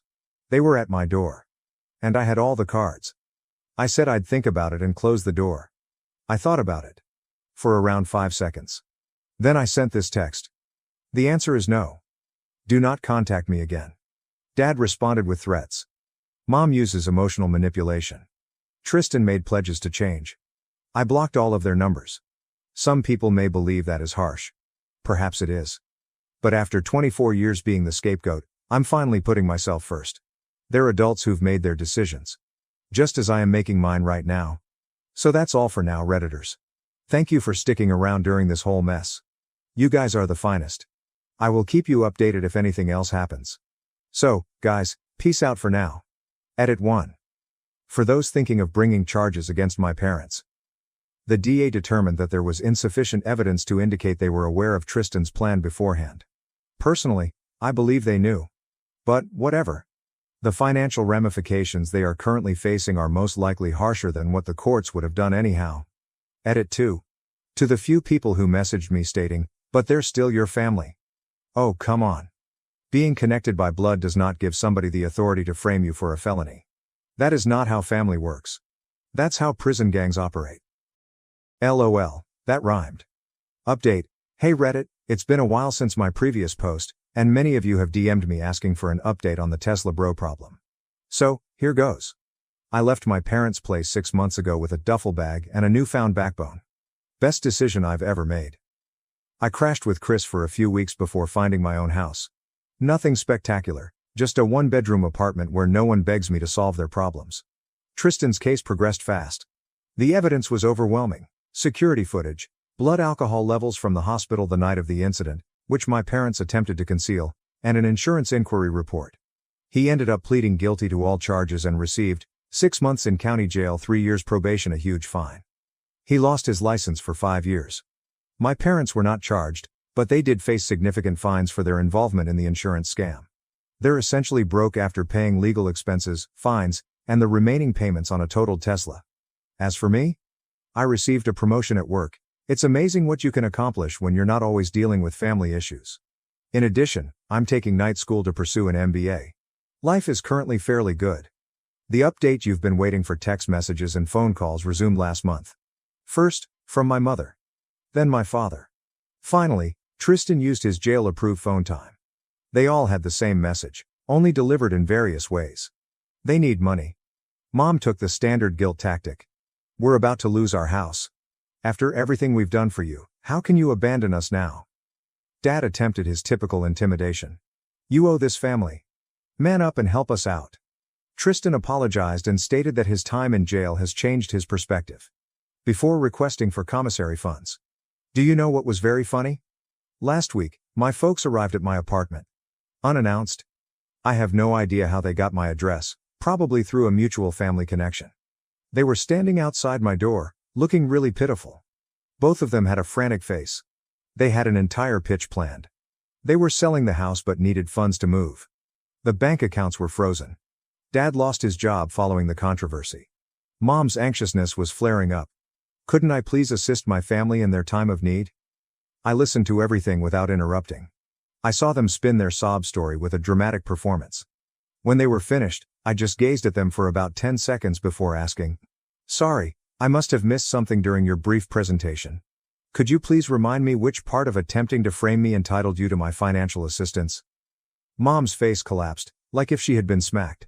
Dad stood there, speechless. For the first time in their lives, they had no script ready. The roles were flipped, and they had no idea how to play someone who were out of control. But they weren't in their house, where they set the rules. They were at my door. And I had all the cards. I said I'd think about it and close the door. I thought about it. For around 5 seconds. Then I sent this text. The answer is no. Do not contact me again. Dad responded with threats. Mom uses emotional manipulation. Tristan made pledges to change. I blocked all of their numbers. Some people may believe that is harsh. Perhaps it is. But after 24 years being the scapegoat, I'm finally putting myself first. They're adults who've made their decisions. Just as I am making mine right now. So that's all for now, Redditors. Thank you for sticking around during this whole mess. You guys are the finest. I will keep you updated if anything else happens. So, guys, peace out for now. Edit 1. For those thinking of bringing charges against my parents. The DA determined that there was insufficient evidence to indicate they were aware of Tristan's plan beforehand. Personally, I believe they knew. But, whatever. The financial ramifications they are currently facing are most likely harsher than what the courts would have done anyhow. Edit 2. To the few people who messaged me stating, "But they're still your family." Oh, come on. Being connected by blood does not give somebody the authority to frame you for a felony. That is not how family works. That's how prison gangs operate. My mom chose my toxic stepsister over me and kicked me out. Now, I got engaged, and my fiancé's company dropped her husband. She blames me. I, 26F, have been engaged to my fiancé, whom we'll call Jeff, 26M, for approximately 2 months. I met him 4 years ago on a dating app, and we've been inseparable since. Jeff and I are soulmates. He is the only person in my life who has never disappointed me. I have not had an easy life. My parents divorced when I was 2 years old. My father abandoned us without looking back. He paid child support, but that was it.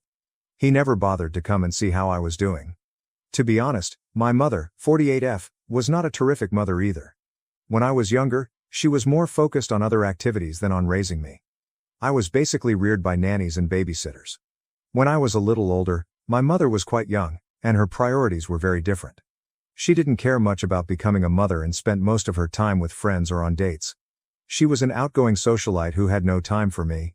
Even in terms of her career, she was not taking her work seriously. She was a freelance artist who made good money every month, but she didn't have to worry about me since she had child support checks coming in to cover everything. I hate to say it, but if it hadn't been for the child support, I'm very sure she would have kicked me out a long time ago. She was never very devoted to me, and I suspected she was waiting for me to mature so I could leave her alone. Then, when I was around 13, she began seeing my stepfather. My stepfather, Matt, 50 million, has a daughter around my age. We'll call my stepsister Jess. When they initially started dating and my mother brought his family home to introduce us, she advised me to be on my best behavior since this was very important to her. Now, Mom had brought home boyfriends dozens of times before, but she had never been concerned about how I behaved. She would generally just tell me that she had guests coming over, and I would use that as a cue to go into my room and stay until they went. But this time, I had the impression she was serious about the person, otherwise, she would not have been concerned about my actions. To put it another way, if she wasn't serious about Matt, she wouldn't have worried about my presence in the house at all.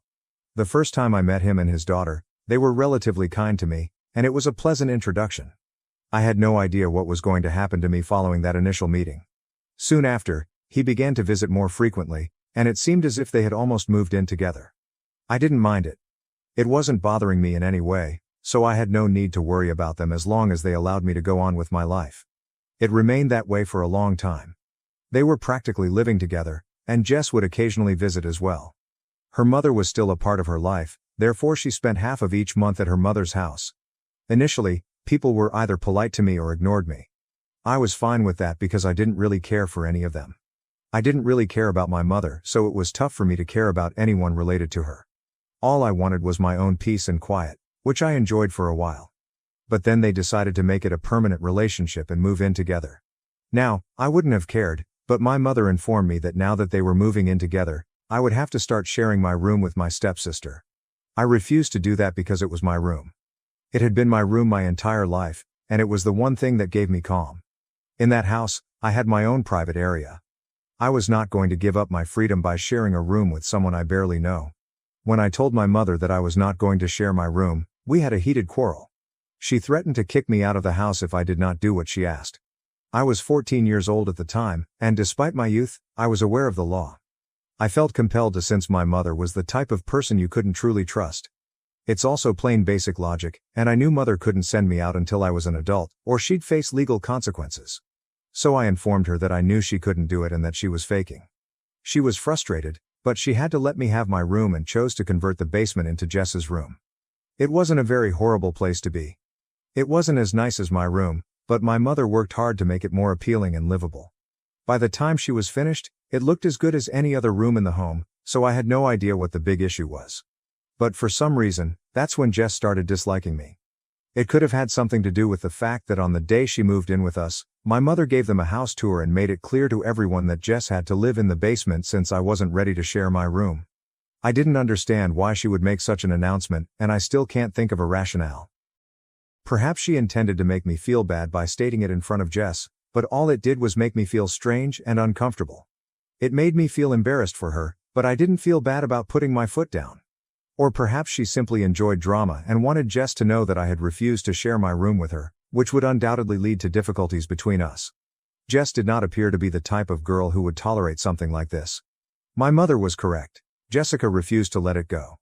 After that day, she began treating me as an adversary. She would still spend half of the month with her mother, but the days she would be living with us were excruciatingly difficult for me. She was a threat to society, and she had a personal vendetta against me. She was frequently nasty to me and made horrible statements about me right in front of my face.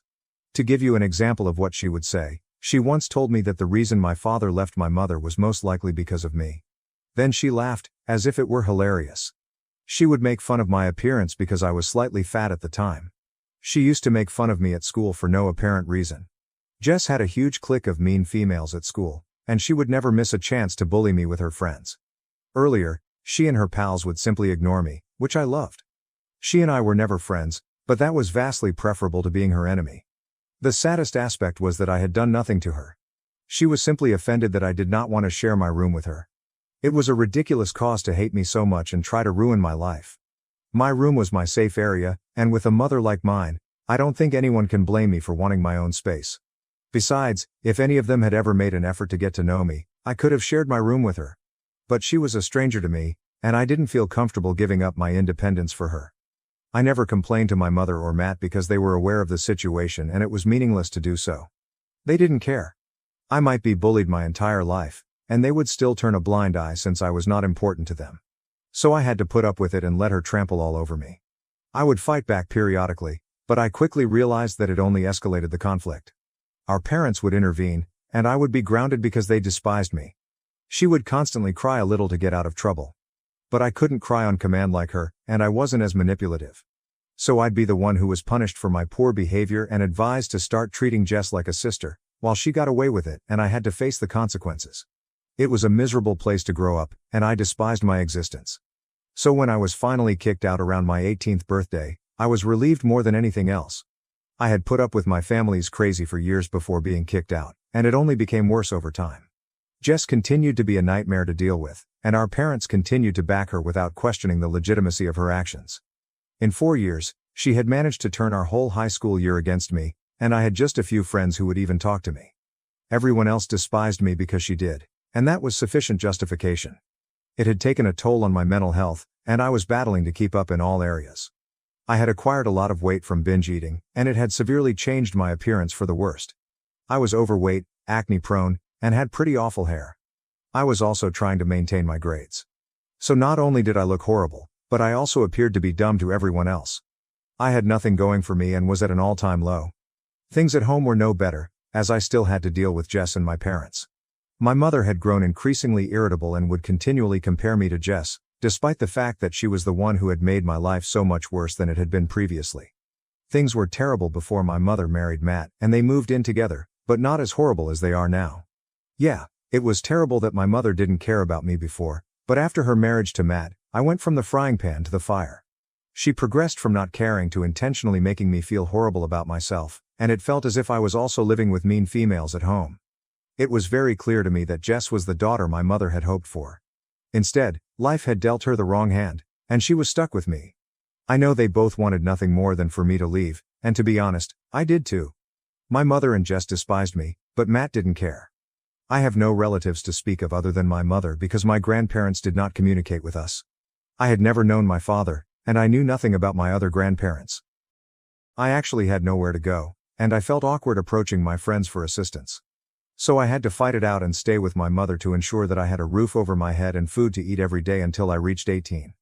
But then, a few weeks before my birthday, an incident occurred, and I was expelled out the same day. It was a weekend, Yet, I remember it like it was yesterday since it was one of the most terrible and stressful days of my life. We had both recently graduated, and she had begun hanging out with a bigger circle of folks. She had a buddy whose brother was in his senior year of college, and she was dating her brother. So she and her friend would hang out with his pals, who were all older than us. I understood exactly what they were up to, but I didn't think it was worth bringing it up with my parents because, with my luck, it would only backfire. So I never told anyone that she'd started drinking. And, while I couldn't prove it, I knew she was smoking pot and whatnot. I was never interested in any of it because, first and foremost, I never had friends who were cool enough to have access to drink, cigarettes, or drugs. Second, I was already suffering with my weight and academics. I didn't need to add drink or drugs to the mix, I already had plenty on my plate. But that day, I believe I left my room unlocked before going for a shower. The next thing I knew, I heard a banging on the bathroom door, and my mother was yelling at me, insisting that I come out right once. I had to rush and put on my clothes so I could see what she was talking about. When I got out of the shower, my mother, Matt, and Jess were waiting in my room, all with serious expressions on their faces. My mother took out a bunch of empty beer bottles from beneath my bed, and even more incriminating, there was a giant plastic baggie containing, I'm not sure how many grams of weed. My parents were unaware that it did not belong to me or Jess. I believe she had planted it in my room when I was not there and then informed my mother. They began flipping out and yelling at me about what a terrible person I was. She didn't just yell at me about the drink and drugs, she also started venting about how I was a complete disgrace to them. She protested that I ate all the food. She stated I was a waste. She was convinced that I would never do anything worthwhile in the future and would simply continue to live with them and spend their money. I attempted to explain multiple times that none of it belonged to me and that I had no idea how it ended up in my room, but she didn't believe me. She lost it when I suggested that Jess might have planted it in my room to get me in trouble. She began yelling at me about how I was always jealous of her and that I would never be as good as her at anything, which was why I was attempting to shift the blame. I was crying uncontrollably by that point, but she didn't seem to care and proceeded to rant at me. After some while, she stopped shouting at me and told me I needed to leave. I had no idea what she was talking about, so I asked her where I was heading. She told me she didn't care where I went. She just wanted me out of the house because she was tired of dealing with me. When I refused to go, she threatened to call the cops on me. She added that because I was almost 18, they would treat the drug allegations very seriously. She informed me she did not want an addict living with her and consuming all of her money and resources. I had to watch out for myself now since she was tired of pretending to be a happy family with someone who deserved nothing. I was pleading with her not to force me out because, while I wanted to leave, I knew I had nowhere to go and didn't have enough money on my own. But my mother didn't care. She informed me that if I didn't leave within that day, she would phone the police and report me herself. I was surprised that she could be so cruel, and even more so that neither Matt nor Jess complained about it. They were literally going about their day as if nothing was happening. After a lot of crying and begging, I finally started packing my belongings. I would gladly choose to live on the streets over being arrested for drug possession. I finished packing by the evening, and as I left the house, no one said goodbye, and I never looked back. I went to the park and sat on a seat for a few hours, but it got pretty cold. So I decided to go over to a friend's apartment and spend the night there, hoping they would let me. I went to my best friend Amy's house and asked if I could stay with her for a few days. She already knew how my parents were, so I didn't need to explain much to her. When I told her about what had happened that day, she was horrified. She said her parents could help me if I allowed them. I'd always urged her not to tell anyone about how my parents treated me, including her parents, because I wasn't sure if anyone would believe me. I guess I felt awkward revealing these sensitive information about my life with others. But that day, she compelled me to inform her parents, who were as appalled as Amy was. They called my mother and attempted to speak with her, but it didn't help, and she was quite unpleasant to them. So they recognized that talking to her would not make things any better. Then they did something for which I am grateful beyond words. They promised me I could stay with them for as long as I needed to and that they would assist me. They were wealthy, so money was not an issue, and Amy adored me, so she was willing to share a room with me. I spent the following few years living with them and attending community college, which was the only place I could get accepted due to my poor grades. I began working and accumulating money to buy my own place, but Amy's parents made sure I never felt pressured to leave their home and made me as comfortable as they could. Then, roughly 3 years ago, I finally acquired enough money to move out. I was proud of myself, and I was also grateful to Amy and her parents. I honestly could not have done it without them. Even on the day I moved out, They were the ones who helped me settle into my new home and informed me that I was welcome to return whenever I wanted to visit or even live with them. That was the turning point in my life. By then, I'd shed a lot of weight and my health had improved significantly. I felt and looked better. I was also generating enough money to support myself and had put in enough effort to improve myself. So I decided to start dating as well because I wanted to marry someday and needed to start searching. I met a couple of guys before Jeff, but it usually fizzled out before it could get serious.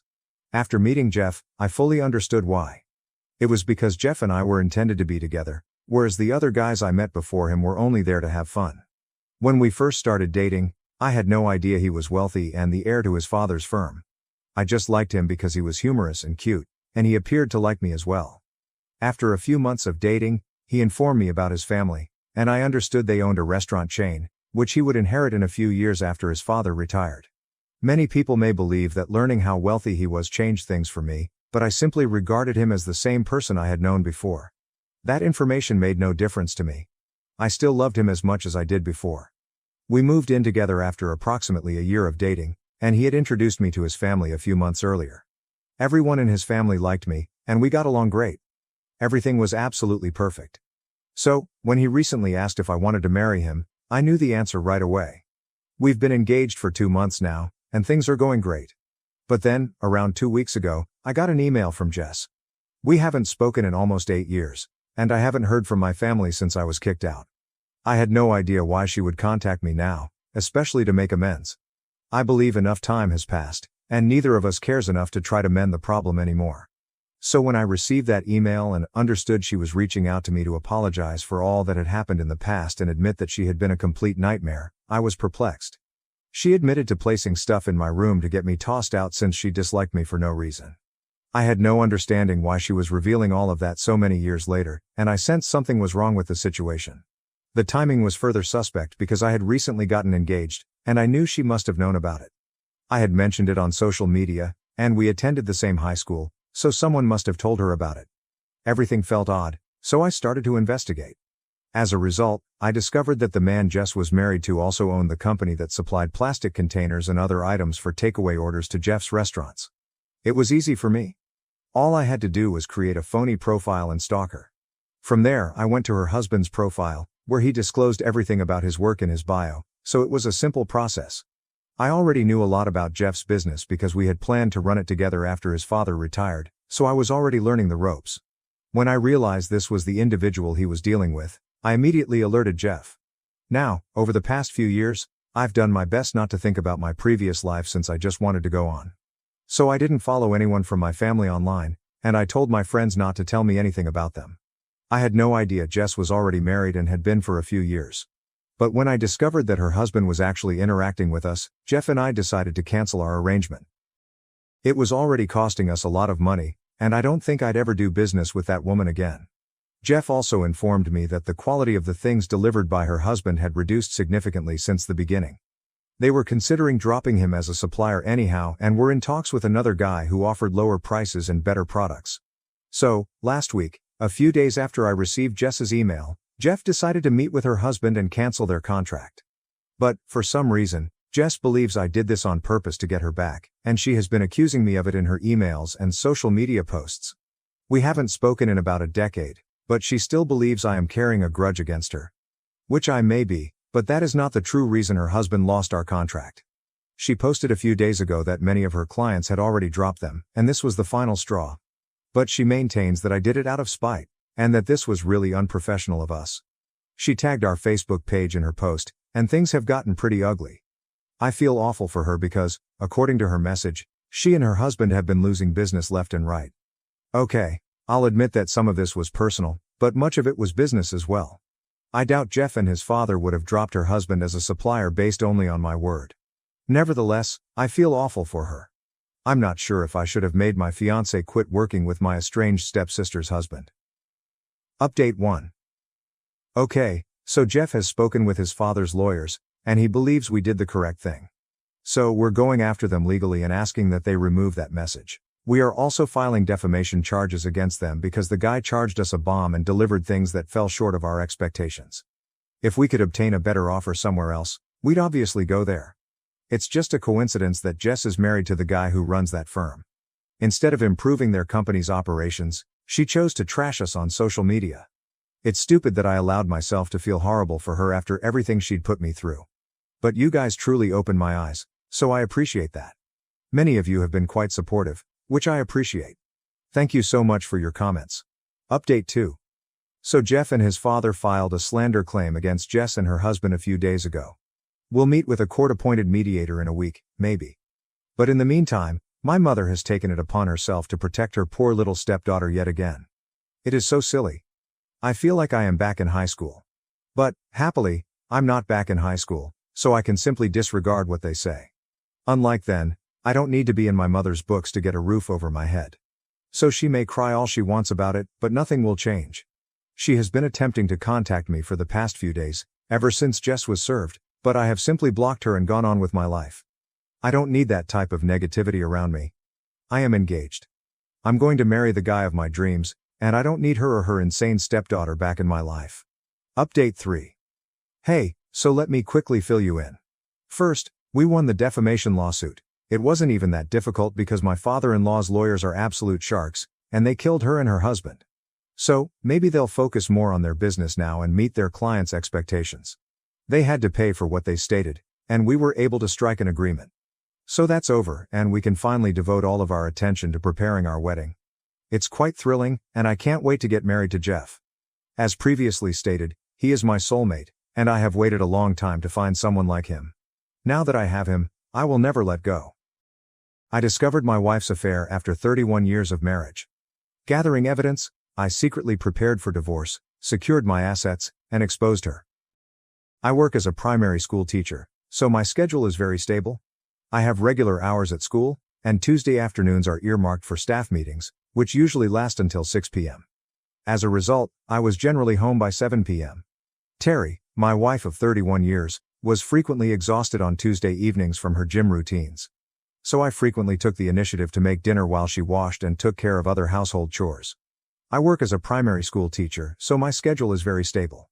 I have regular hours at school, and Tuesday afternoons are earmarked for staff meetings, which usually last until 6 p.m. As a result, I was generally home by 7 p.m.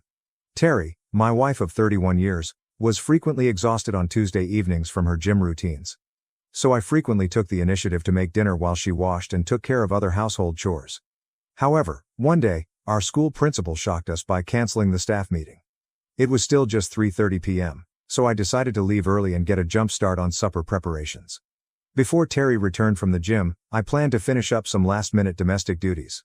I had sensed her becoming more distant recently, and I hoped that a candlelight meal and a calm setting, devoid of the regular domestic procedures, would reignite our intimacy and passion. Our marriage had been going through a difficult period, often centered on money difficulties. Terry grew increasingly distant from me. She appeared to want greater control over many elements of our lives and would become obstinate and angry when things didn't go her way. Despite these problems, I considered myself a patient man. That day, I arrived home like any other day, parking in our garage, which was fairly far from our house.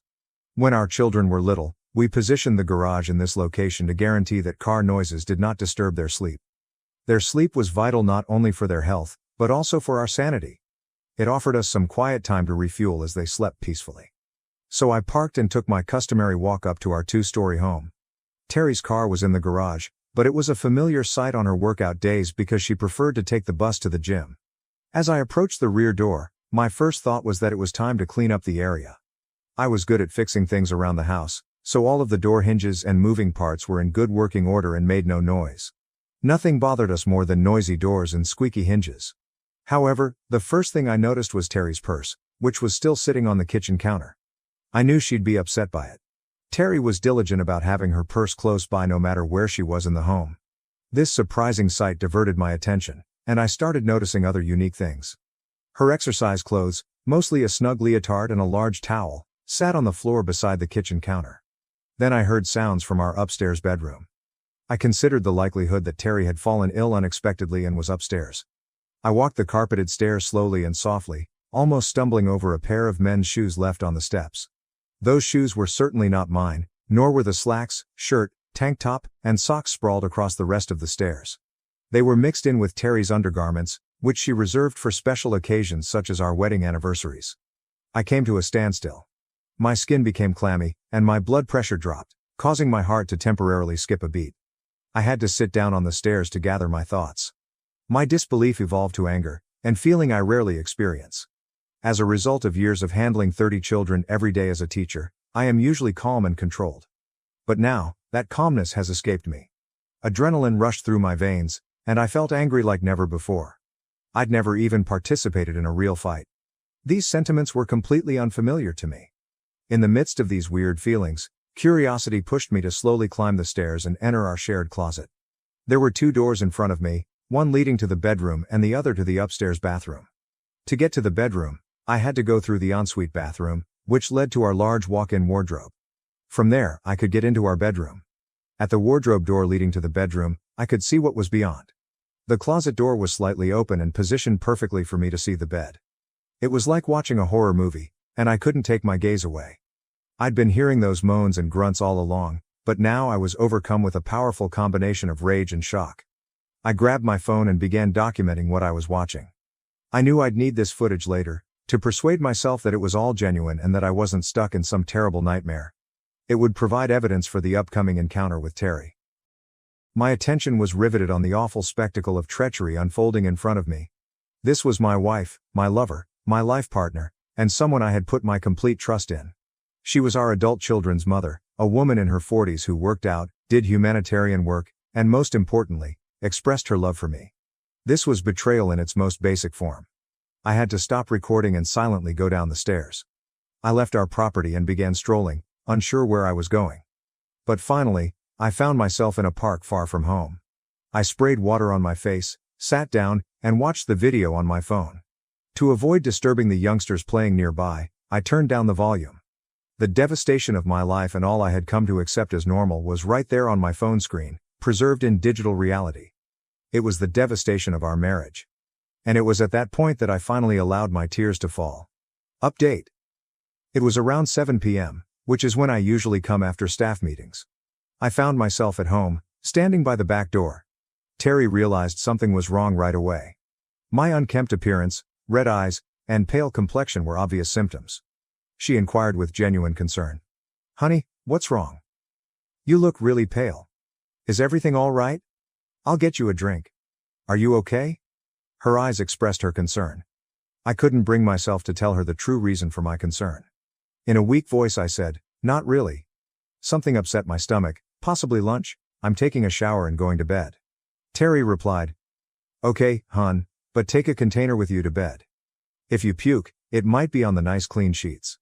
Those once clean blankets were now stained with something far worse than last night's dinner. Treachery." I said more forcefully, "It's okay, I'll sleep in the spare room until I feel better," and proceeded to the extra downstairs bedroom.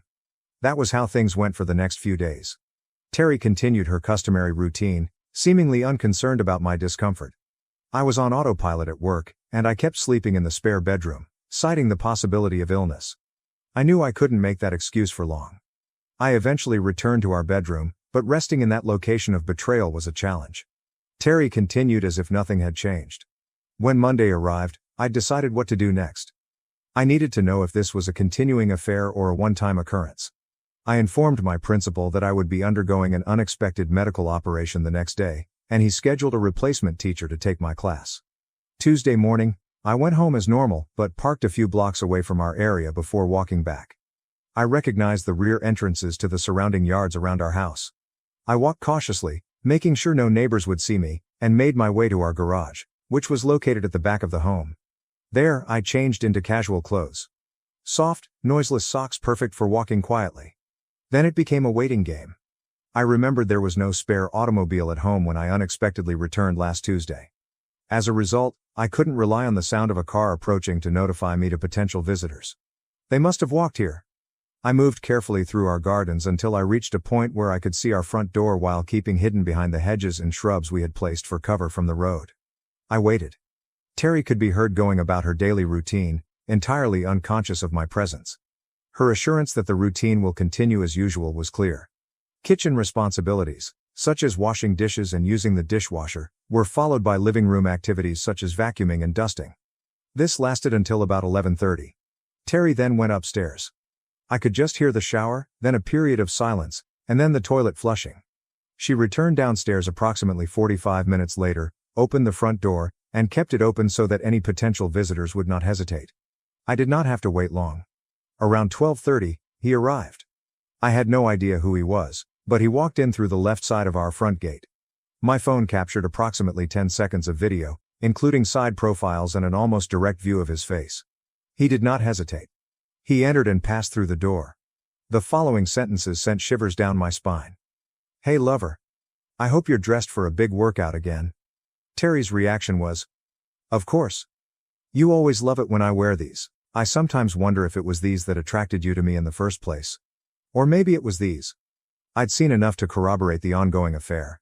Their familiarity suggested that it was not a one-off. As they entered the bedroom, I withdrew to the garage, attempting to calm myself. With my heart beating, I wrestled with the scorching questions. Who is this man? I questioned whether I would ever have an intimate relationship with her. I observed no indicators of protection, which made me concerned about potential threats if she was with others. I wondered why she never expressed her feelings.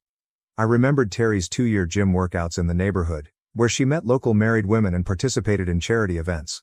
Perhaps the gym contained solutions to our problems. Update 1: As a teacher, I had access to computers, printers, and other materials. I decided to start my research by printing profile photographs from my phone film to see who was involved. Maybe that would eventually lead me to the location and time of the incident. It was easy to figure out who the who was. Terry had her normal gym session the following Thursday, and I proposed that I join her to see whether I would want to become a member as well, especially since I was taking a midterm break. Terry wasn't too keen on the idea and made excuses like, "It's just a group of married ladies, and we mostly chat during the session," among other lame justifications. I persevered and accompanied her to the gym the following Thursday.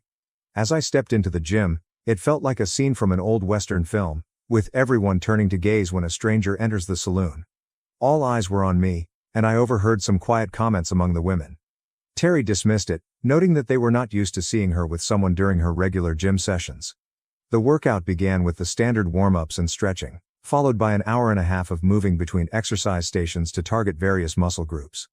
I attempted to stay up, but I needed to take a break around 45 minutes in. My blood sugar was plummeting, and I realized I needed to eat something sweet soon. I did that, and Terry understood. After collecting some jelly beans and settling on a nearby chair, I started paying more attention to Terry. She was clearly nervous, as she repeatedly glanced toward the staff section from where the instructors entered the main auditorium. I also looked closely at the gym itself. It had the standard architecture of a gym, with workout stations placed across the room and wall mirrors at each station to allow participants to examine their form and muscle definition. I decided to go around the gym a little more and discovered a wall near the hall exit with personnel information. It was a way to pass the time as we waited for Terry. I looked at the top photo, which showed a woman who appeared to be in good form but whose age was difficult to discern. I thought to myself, Miss Elizabeth, WS Director and Owner. Her contact information and hours of availability were listed underneath her photo. There were 3 more images below hers. 2 ladies and 1 man. At this time, I froze, understanding he was Terry's lover. This man was involved with my wife, and it appeared that he had her full consent. I read his job description: Mr. Phillip, Head of Exercise Regime Planning and Personal Body Training. As I made a mental note of his phone number, I realized Terry had left the station where I had last seen her. I returned to my seat and thoroughly studied each station, looking for my wife. After some searching, I saw her engaged in what appeared to be a desperate conversation with a man partially concealed by some powerlifting equipment. He appeared to be near the entrance to the staff area and had evidently been stopped from entering, most likely by Terry. She motioned for him to leave and rushed back to the station where she was meant to be. She had not realized I had witnessed her absence and talk. I was furious, an emotion I was not used to. By the time Terry returned to my location, it was clear that I was not feeling well. She inquired, "Are you okay? Did it take a while for your blood sugar to recover?" I responded, "Yeah, I'm fine now. Are you ready to go?" Before she could react, Miss WS announced something over the gym's public address system. She stated that tonight's normal last workout session will be cancelled due to Mr. Bondi's untimely illness and departure. Most of the women there groaned and sighed at this news, since it appeared that Mr. Bondi's session had been a highlight for many. I thought to myself, this needs to be investigated. Terry stayed mute when the announcement was made, although she appeared relieved. Terry swiftly remarked, "Let's go," as she retrieved her towel and handbag from the spot where everyone kept their items during the workout. We were about to leave when one of the females, whom I didn't recognize, approached Terry. "It's such a shame that Phil couldn't finish the session as usual tonight," she told me. Terry said, "True," and headed toward the car, plainly signaling to the lady that she did not want to discuss it at that time. "Okay, see you, Terry," she murmured dismissively. Terry entered the automobile faster than I'd ever seen her do before. Terry appeared relaxed during the quiet ride home. She had her head thrown back, her eyes closed, and appeared to be purposefully taking slow breaths. I couldn't help but notice the changes in her conduct. Perhaps now, in her seeming relief, I could discover more about what was going on. "So that was quite an interesting session, dear, I told you. The workout stations seem to be set up really well. No wonder you're looking so fit and trim." "Thanks, honey," she said. "You're absolutely right. They offer an extensive program, and I enjoy going there. The ladies are friendly too. It's just a shame about Mr. Bonte," I prodded on. "You mean Boney?" She made a hasty correction. Philip Boney. He usually wraps up every session with an exercise routine that really challenges everyone, pushing their bodies to the limit. It was disappointing that he wasn't there tonight. Inside, I couldn't help but think, she's completely committed to this lie. I understood precisely how far Mr. Bondi was pushing her body, but all I said was, maybe next Thursday he'll be feeling better. I couldn't stop thinking about my wife's approaching intimate rendezvous with Mr. Bondi next Thursday. It was time to get down to business. I was assigned pickup duties for the following school week. For those unaware, this is when teachers supervise the area where parents pick up their children by car after school. It's usually a chaotic scene, with youngsters anxious to get home, talk to their pals, and find their parents all at once. Parents must be patient as they traverse the stop-and-go car queue, hoping their child will be ready when they get at the front. To my astonishment, near the end of pickup time, a car arrived, and the driver was the lady who had attempted to speak with Terry at the gym the night before. "Hi," she told me. "I'm sorry, but I'm new to this whole pickup thing, and I completely lost track of time. Is my son Timothy here?" As teachers, we are accustomed to this, especially when someone is new to the school. So I assured her that I would go find Timothy while my colleagues oversaw the remaining students. I found Timothy near his classroom, conversing with another staff member's youngster. "Hey, Tim," I said. "Your mom's here to pick you up. Come with me to the pickup area." He appeared puzzled by this. He was in his final year of primary school and did not strike me as the kind to forget about pickups. "That's odd," he said. "Mom is usually occupied with her gym instructor on Friday afternoons. She often picks me up late. At my previous school, she sometimes didn't arrive until around 5:30. My suspicions were deeper the instant I heard the gym instructor's words. I resumed the talk, attempting to remain composed and casual. It's good to see your mom taking care of her health. Exercise is a crucial part of a healthy lifestyle. Do you happen to know the instructor's name?" I hoped the remark did not confirm my suspicions. "Oh, his name is Bounty or something like that," Timothy explained. "He also works at a local gym and often gives private lessons at people's homes. That's what I want to do when I grow up. Mom really enjoys her workouts with him on Friday evenings. She's so relaxed and looks radiant by the time we get home. It's fantastic. Fridays are always takeout nights because Mom rarely has time to cook." No way, I thought. This Bondi guy has relationships with more people than simply my wife. I walked Timothy back to his car, where his mother expressed her appreciation for our attention. "No problem," I replied. "It's all part of the service. By the way, I don't believe we've met before. I'm Gerard D.S. The kids call me Mr. D for short. Nice to meet you." I shook her hand and she introduced herself. "Hi, I'm Mary Jones. I remember seeing you at the gym last Thursday. I was there with my wife Terry. Sorry, she seemed rushed when leaving. Mr. Bondi's absence seemed to disrupt everyone's routine that night." At that point, her entire mood shifted radically. She had previously been an apologetic parent picking up her child from school, but she now appeared pale and guarded. She appeared to be trembling as she answered. Yes. All right, I'll see you again, Mr. Downs. Goodbye," and hurriedly drove away. Update 2. It was time to plan my future, something I assumed I had already done with my then partner, Terry. This future seemed grim, with only me and possibly no one else. Definitely not Terry. My rage drove me down a path I never imagined, the path of vengeance. I began methodically reviewing all of the important but frequently missed components of a couple's daily lives. Questions like, Who is responsible for paying the bills? What insurance company do we use? What are our utility bills?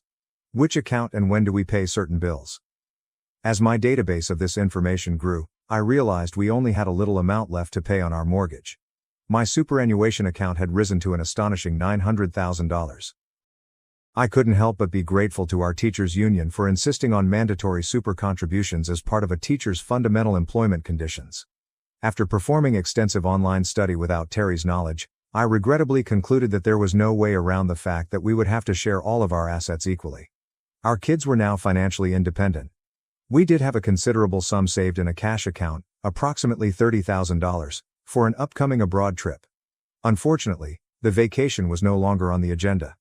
My first step would be to deplete that account as quickly as possible before Terry discovered that I had exposed her deception. I surreptitiously caused many household appliances to malfunction. When Terry was not home, I would occasionally disconnect a wire. Then I'd claim that Mr. So-and-so had arrived to fix the specific equipment, charging a certain amount in cash that was somewhat less than his advertised fee. I would covertly save this money and then repair the appliance myself. Using this strategy, I was able to save approximately $20,000. I also bought tools and such, always paying in cash. I showed them to Terry and returned them the following day for a monetary refund. I agree it was deceptive, but Terry's actions had already damaged our relationship's principles of honesty and trustworthiness. The whole circumstance was making me into someone I never imagined I could be. A liar. Terry's Thursday afternoon exercises with Bondi continued, and I stopped attempting to have any type of sexual relationship with her.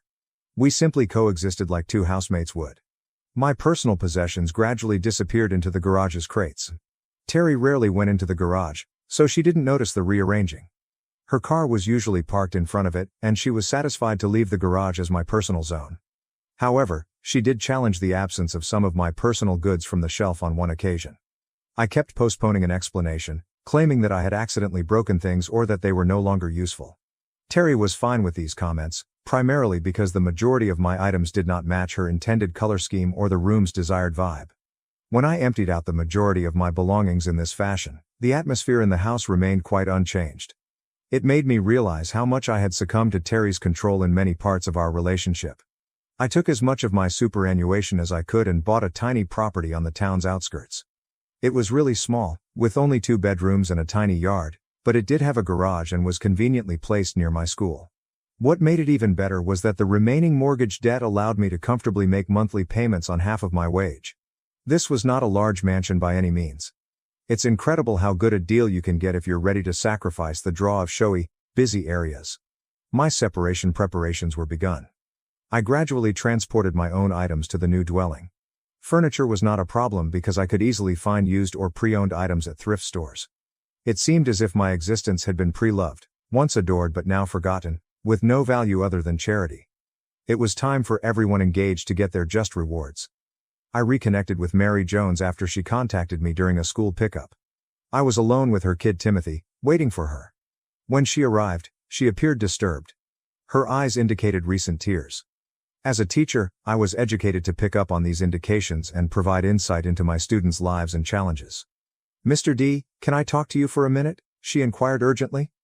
"Of course. Since no one else is arriving, just stay parked there and come over to my usual spot," I told him. I referred to the seats surrounding the school as my workplace. She parked her car, Timothy played with his soccer ball, and we sat on the bench near the pickup area. "I'm not sure how to begin what I need to tell you," she told me. "I'm uncertain about how much you know regarding the gym you saw." I looked at her closely and responded hesitantly. "I know Terry, my wife, enjoys going there, and it has helped her stay fit and active." She paused, evidently straining to speak, before continuing. "There are some things you should know about what happens there." To get to the subject quickly, I said, "Is it related to Philip Bonte?" She reacted angrily. "You have no idea how much it involves that pig." I replied, "I might have an idea, but please go ahead and tell me." She firmly stated, "He's a player, targeting many of the regular women there." When I inquired how she knew, she said, with tears in her eyes, "I was one of them until last week. We met every Friday at 12:30. She halted and looked up, as if remembering those memories. I too looked away, remembering those sessions, though not fondly. She apologized. "I'm sorry for sharing this. I genuinely enjoyed what he was doing to me while it lasted. It was only when he had someone else taking my place during that time that he abruptly ended it, offering no explanation, just, sorry, no more. I honestly thought we might have a future. I'm divorced, and I miss the regular tenderness of a married relationship, so I was delighted to have it again, this time with him. I couldn't have been more wrong. Her candor stunned me. How could she believe it was appropriate to share all of this with me? She must be quite upset. To provide some comfort, I said swiftly, marriage relationships aren't always what they seem. She looked at my face and saw the sorrow and anguish in my expression. You already know, don't you? She inquired, gently shaking her head in surprise. You already know that he's been involved with Terry, your wife. I was honest. Yes, I knew, Mary. Thank you for sharing this. Though I attempted to hide my animosity, I added, but I've already set things in motion regarding the whole situation. I genuinely believe in karma, and I think it might catch up with him soon. That guy has to face the consequences, Mary nearly yelled. He doesn't care who he hurts or how, as long as he satisfies his sexual ego and has something to brag about to his bar pals. Just let me know if you need my help getting back at him. That person needs to pay, and he should pay dearly. She summoned her son and left. I sat there deep in thought for quite some time. Update 3. I felt relieved when Mary told me her story. For a while, my revenge plot felt like bitter grapes, arising from my inability to save my marriage, but I realized it required more thought. I began to wonder how many other ladies he was involved at the gym. It was time to collect concrete evidence. I couldn't help but be impressed by the man's stamina, but I guess even the devil never tires. I discovered that he worked at the gym every day except for Mondays, when it was closed. I remembered the phone number printed on the gym's wall and used the telecom's white pages to trace it back to an address that was only 3 blocks away from ours. It explained how that rascal could easily go over to our house and engage in relations with my soon-to-be ex-wife. I informed Terry that I would be going for a stroll every day around 5 p.m., claiming that my expert had advised it. Fortunately, Terry had no desire to accompany me, and she understood it wouldn't interfere with her liaisons, so everything went nicely. During my first nighttime walk, I went straight to Bonte's home and discovered that he lived in a ground-floor apartment among several other identical units. His car was missing, so I remained close to await his return. He consistently left our house before 6 o'clock, so he was likely to arrive around that time. As usual, he entered his apartment shortly before 6 o'clock. This happened every day I was able to go for a walk, with the exception of my staff meeting day, when I couldn't. I suspected he did this every day the gym was open. Did he meet up with a different woman on each of these days? I hope to find out by gradually beginning my walks earlier to track his everyday movements. I decided to take a whole week off from school for this very reason. I went to an electronics store and bought the appropriate equipment, which included an inconspicuous long-range listening device, not the one that looks like a satellite dish. I also purchased 5 voice and motion-actuated cameras with full-color HD capabilities. To guarantee that I had ample storage space for digital evidence, I purchased an additional portable hard drive for my computer. After buying these materials on Monday, I set up one of the cameras in Bondi's flat. Fortunately, his place wasn't extremely large, more of a one-bedroom apartment with a huge living and kitchen dining area, and one camera was plenty to capture everything but his bedroom. It was easy to get it inside his bedroom. I just waited for him to go to the gym before retrieving his apartment keys from where he had carelessly placed them beneath the doormat. He could not have been less imaginative. After checking that the camera worked properly, I left. Now, if he moved or made a sound in his apartment, the camera, which had a microphone, would activate and live stream both video and audio to my computer, where it was safely archived with date stamps. It resumed running as soon as Bondi arrived home on Monday night, recording clear images of him eating takeaway in front of his television before going to bed at 9 p.m. On Tuesday, I waited until the gym closed before entering through the back door, which is frequently ignored during pre-closing inspections at most establishments. Fortunately, I had luck on my side. I cleverly positioned the next camera in the private room at the back, where clients typically receive personal health assessments. This was the same room where Bondi regularly met with his private clientele.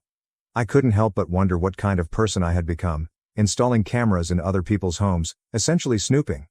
I was curious where this would lead. When Terry left for groceries on Wednesday, I took advantage of the chance and surreptitiously installed the 3rd and 4th cameras in our bedroom and living area. After analyzing the footage from Tuesday, I was both startled and unsurprised by what I saw and heard given the circumstances. Bondi awoke and quickly went, only to return later with food. I couldn't help but think, this lazy guy can't even make his own breakfast. He stayed at home until the gym opened, then departed around 10:30. During this moment he placed an unusual phone call. "Hi, Julie. It's Phil. Is he gone yet? Pause. Okay, I'll see you at 12:30 at your apartment. Make sure you wear what I mentioned. No, I'll be careful. Nobody will notice me entering your space. Did you say he was leaving for 3 days? Okay, maybe I can come on Thursday and Friday as well. We'll talk this afternoon, love. After that, he hung up the phone and left with a visible spring in his step. I could not help but wonder how he intended to explain this to Terry. On Thursday, I set up shop in the garage with my computer, excitedly anticipating the upcoming events. Almost instantly, Bondi's camera feed flashed on my screen. He'd gotten up, gone out for breakfast, then returned to make a phone call. He dialed Terry's phone, and the camera captured her part of the discussion as well. Hi, this is Phil. How does my favorite slut feel today? Phil, stop talking like that on the phone. You never know who might be listening. Fortunately, my husband has gone to work. I'll see you at 12:30, as usual. Update 4. Mary, the mom from school, appeared eager to assist in any way she could. So I instructed her to construct a list of ladies with whom the scoundrel was currently or had previously been associated. She approached this assignment enthusiastically, and within a week, she had names and addresses. Terry's name appeared on that list, which surprised and disappointed me.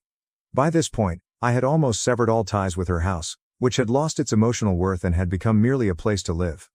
Terry did mention once that it felt awfully empty lately. I just stated that I was diligently decluttering my possessions. She accepted the explanation because it did not damage her goods and also gave her extra space. I'd also transferred the garage goods to my new home. To finish my escape, I simply needed 20 minutes to pack my possessions and drive away in my car. I met with a divorce attorney, and all of the necessary divorce documents were completed and ready to be served right away. The financial details were worked out. Our vacation savings were fully depleted, and the cash were moved to my personal bank account. I kept all of the bogus purchase receipts properly filed in a folder in case they were needed as proof.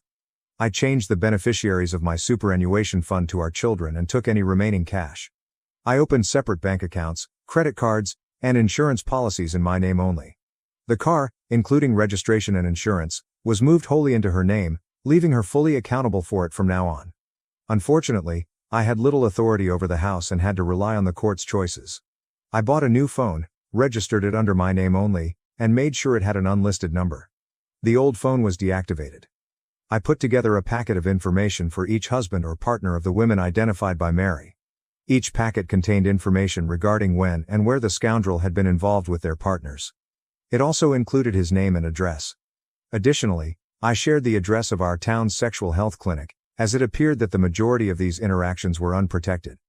I wrote a comprehensive letter to the gym's owner, proposing that this was a good moment to have a serious discussion with her head teacher. I left the divorce papers on our kitchen table, along with printed images from that scoundrel and Terry's video surveillance and DVDs of their rendezvous. I placed my wedding ring next to this package, which had been split in half and was covered in horrible chemicals. The accompanying note stated, "Terry, I left you this ruined ring, covered in the same mess that represented what happened to our marriage. Please do not contact me unless it is through the attorney listed in the divorce papers. I have requested that the school block your access to the school premises, so please avoid attempting to reach me there. Causing disturbances on school grounds can result in immediate police action. I've also informed our children about my actions to avoid confusion about why this separation occurred. I've sent copies of the DVDs to them so there can be no false narratives about who initiated the separation." Final update. I drove to my new house and waited for the full extent of the fallout. The local newspapers discovered a scandal at a nearby gym. The proprietor had no choice but to close his firm and leave town. Meanwhile, a former gym instructor was found in a downtown back alley. He was alleged to have been assaulted by an unidentified group of male attackers. A rapid influx of divorce petitions inundated the local court, and several homes were listed for sale. Terry returned home that fateful day, discovered my farewell gifts, and immediately fainted. A neighbor overheard her screams and saw her collapse. Our astute 70-year-old neighbor quickly figured out why Terry had fainted. She immediately contacted emergency services before leaving her house, leaving the door open. Terry attempted to call me but was unable on any of our phones. She even attempted to visit the school, which led to her incarceration. After spending the night in the holding cell and receiving a stern warning from a magistrate, her attempts to contact me dropped significantly. Our children were outspoken in their criticism of her evident cheating.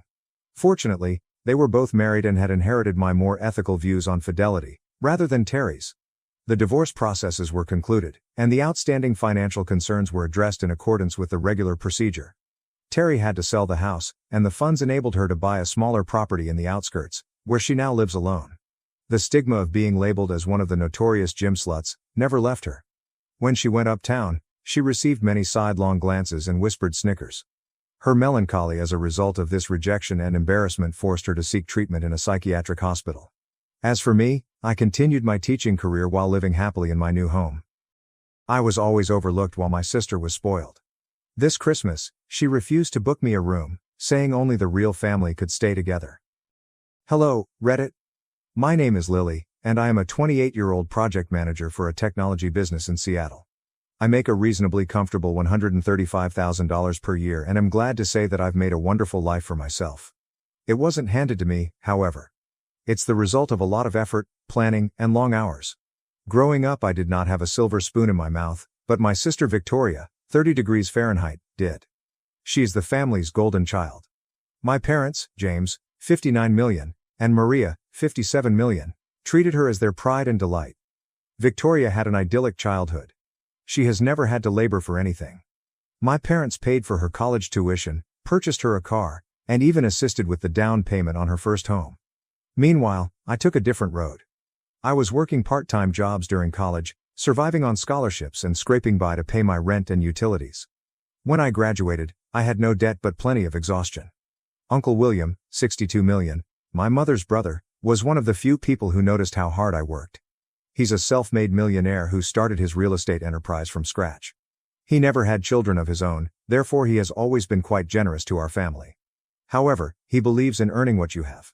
So, while he financially supported Victoria and my parents, he respected my decision to make my own path. Victoria and her husband Daniel, 32 million, appear to live a beautiful life, but it's all a facade.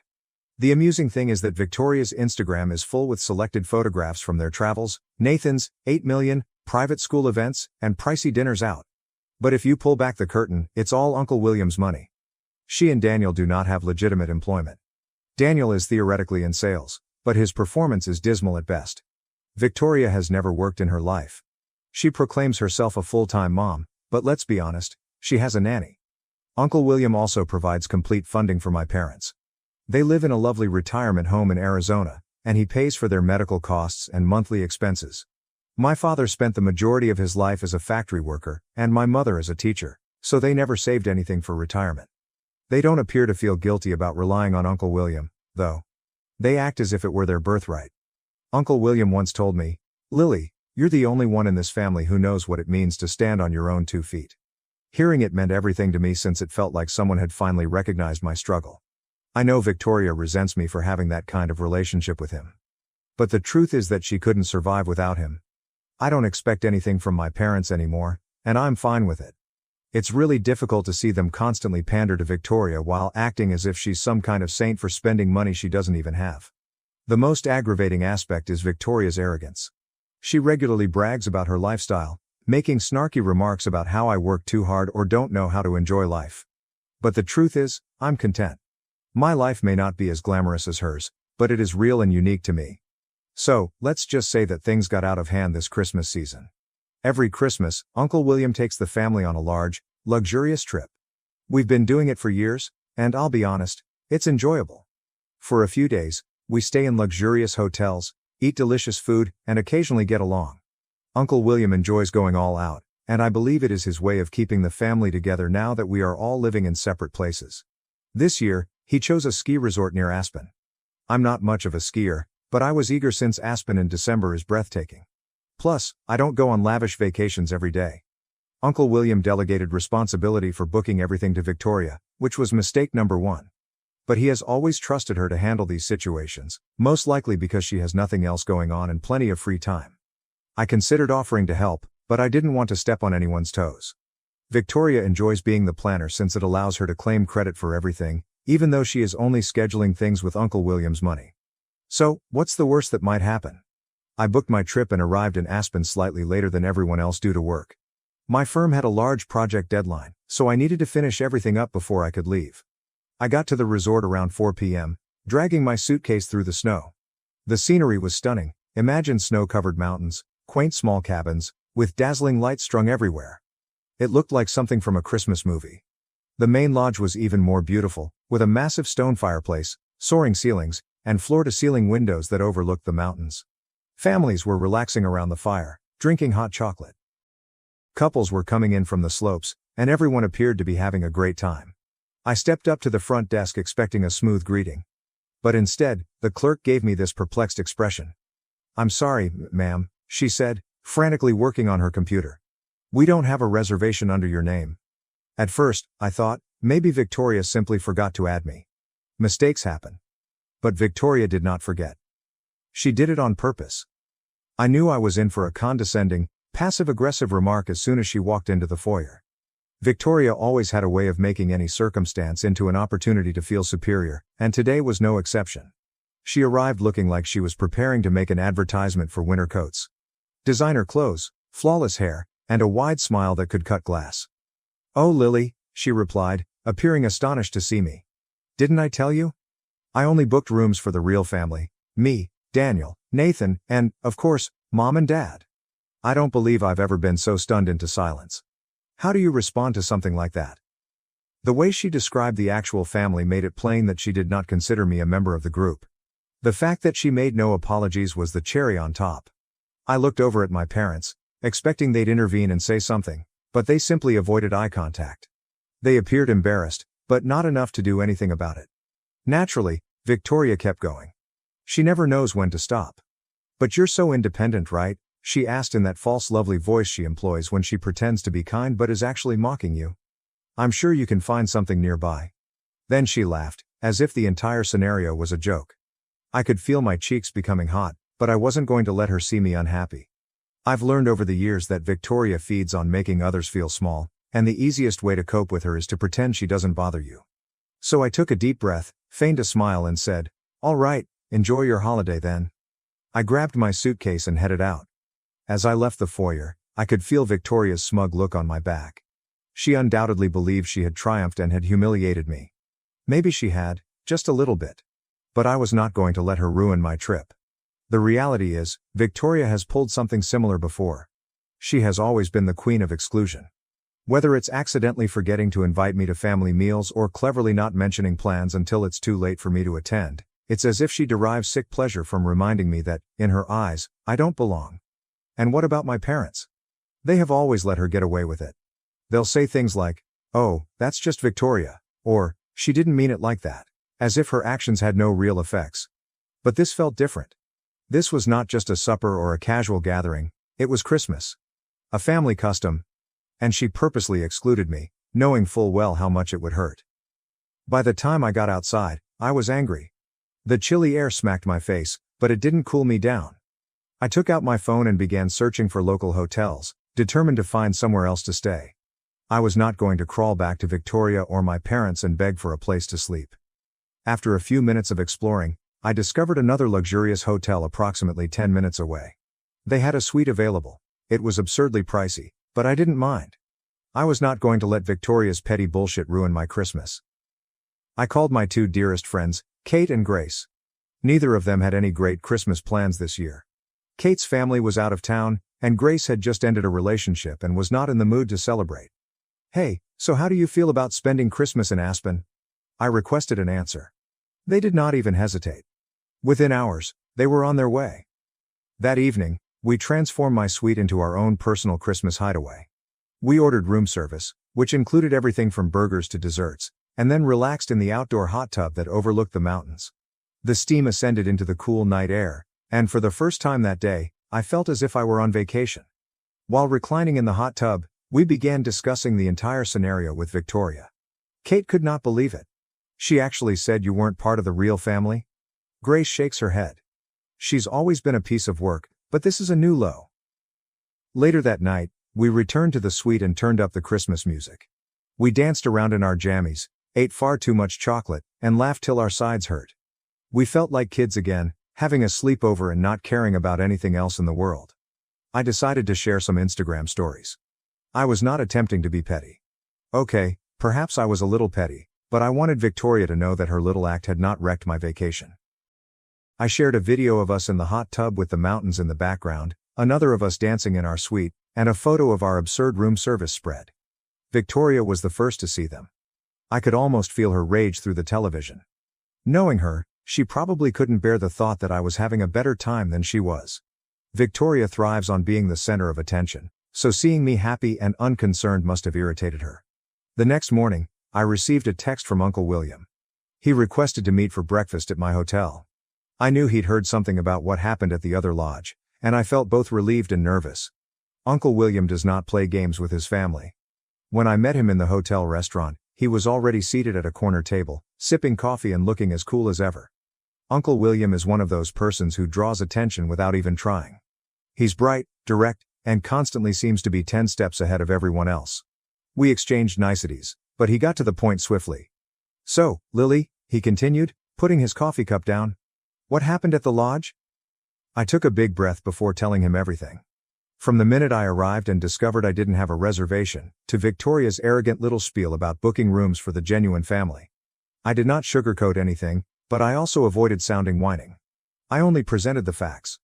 As I spoke, I noticed Uncle William's expression change. At first, he simply seemed thoughtful.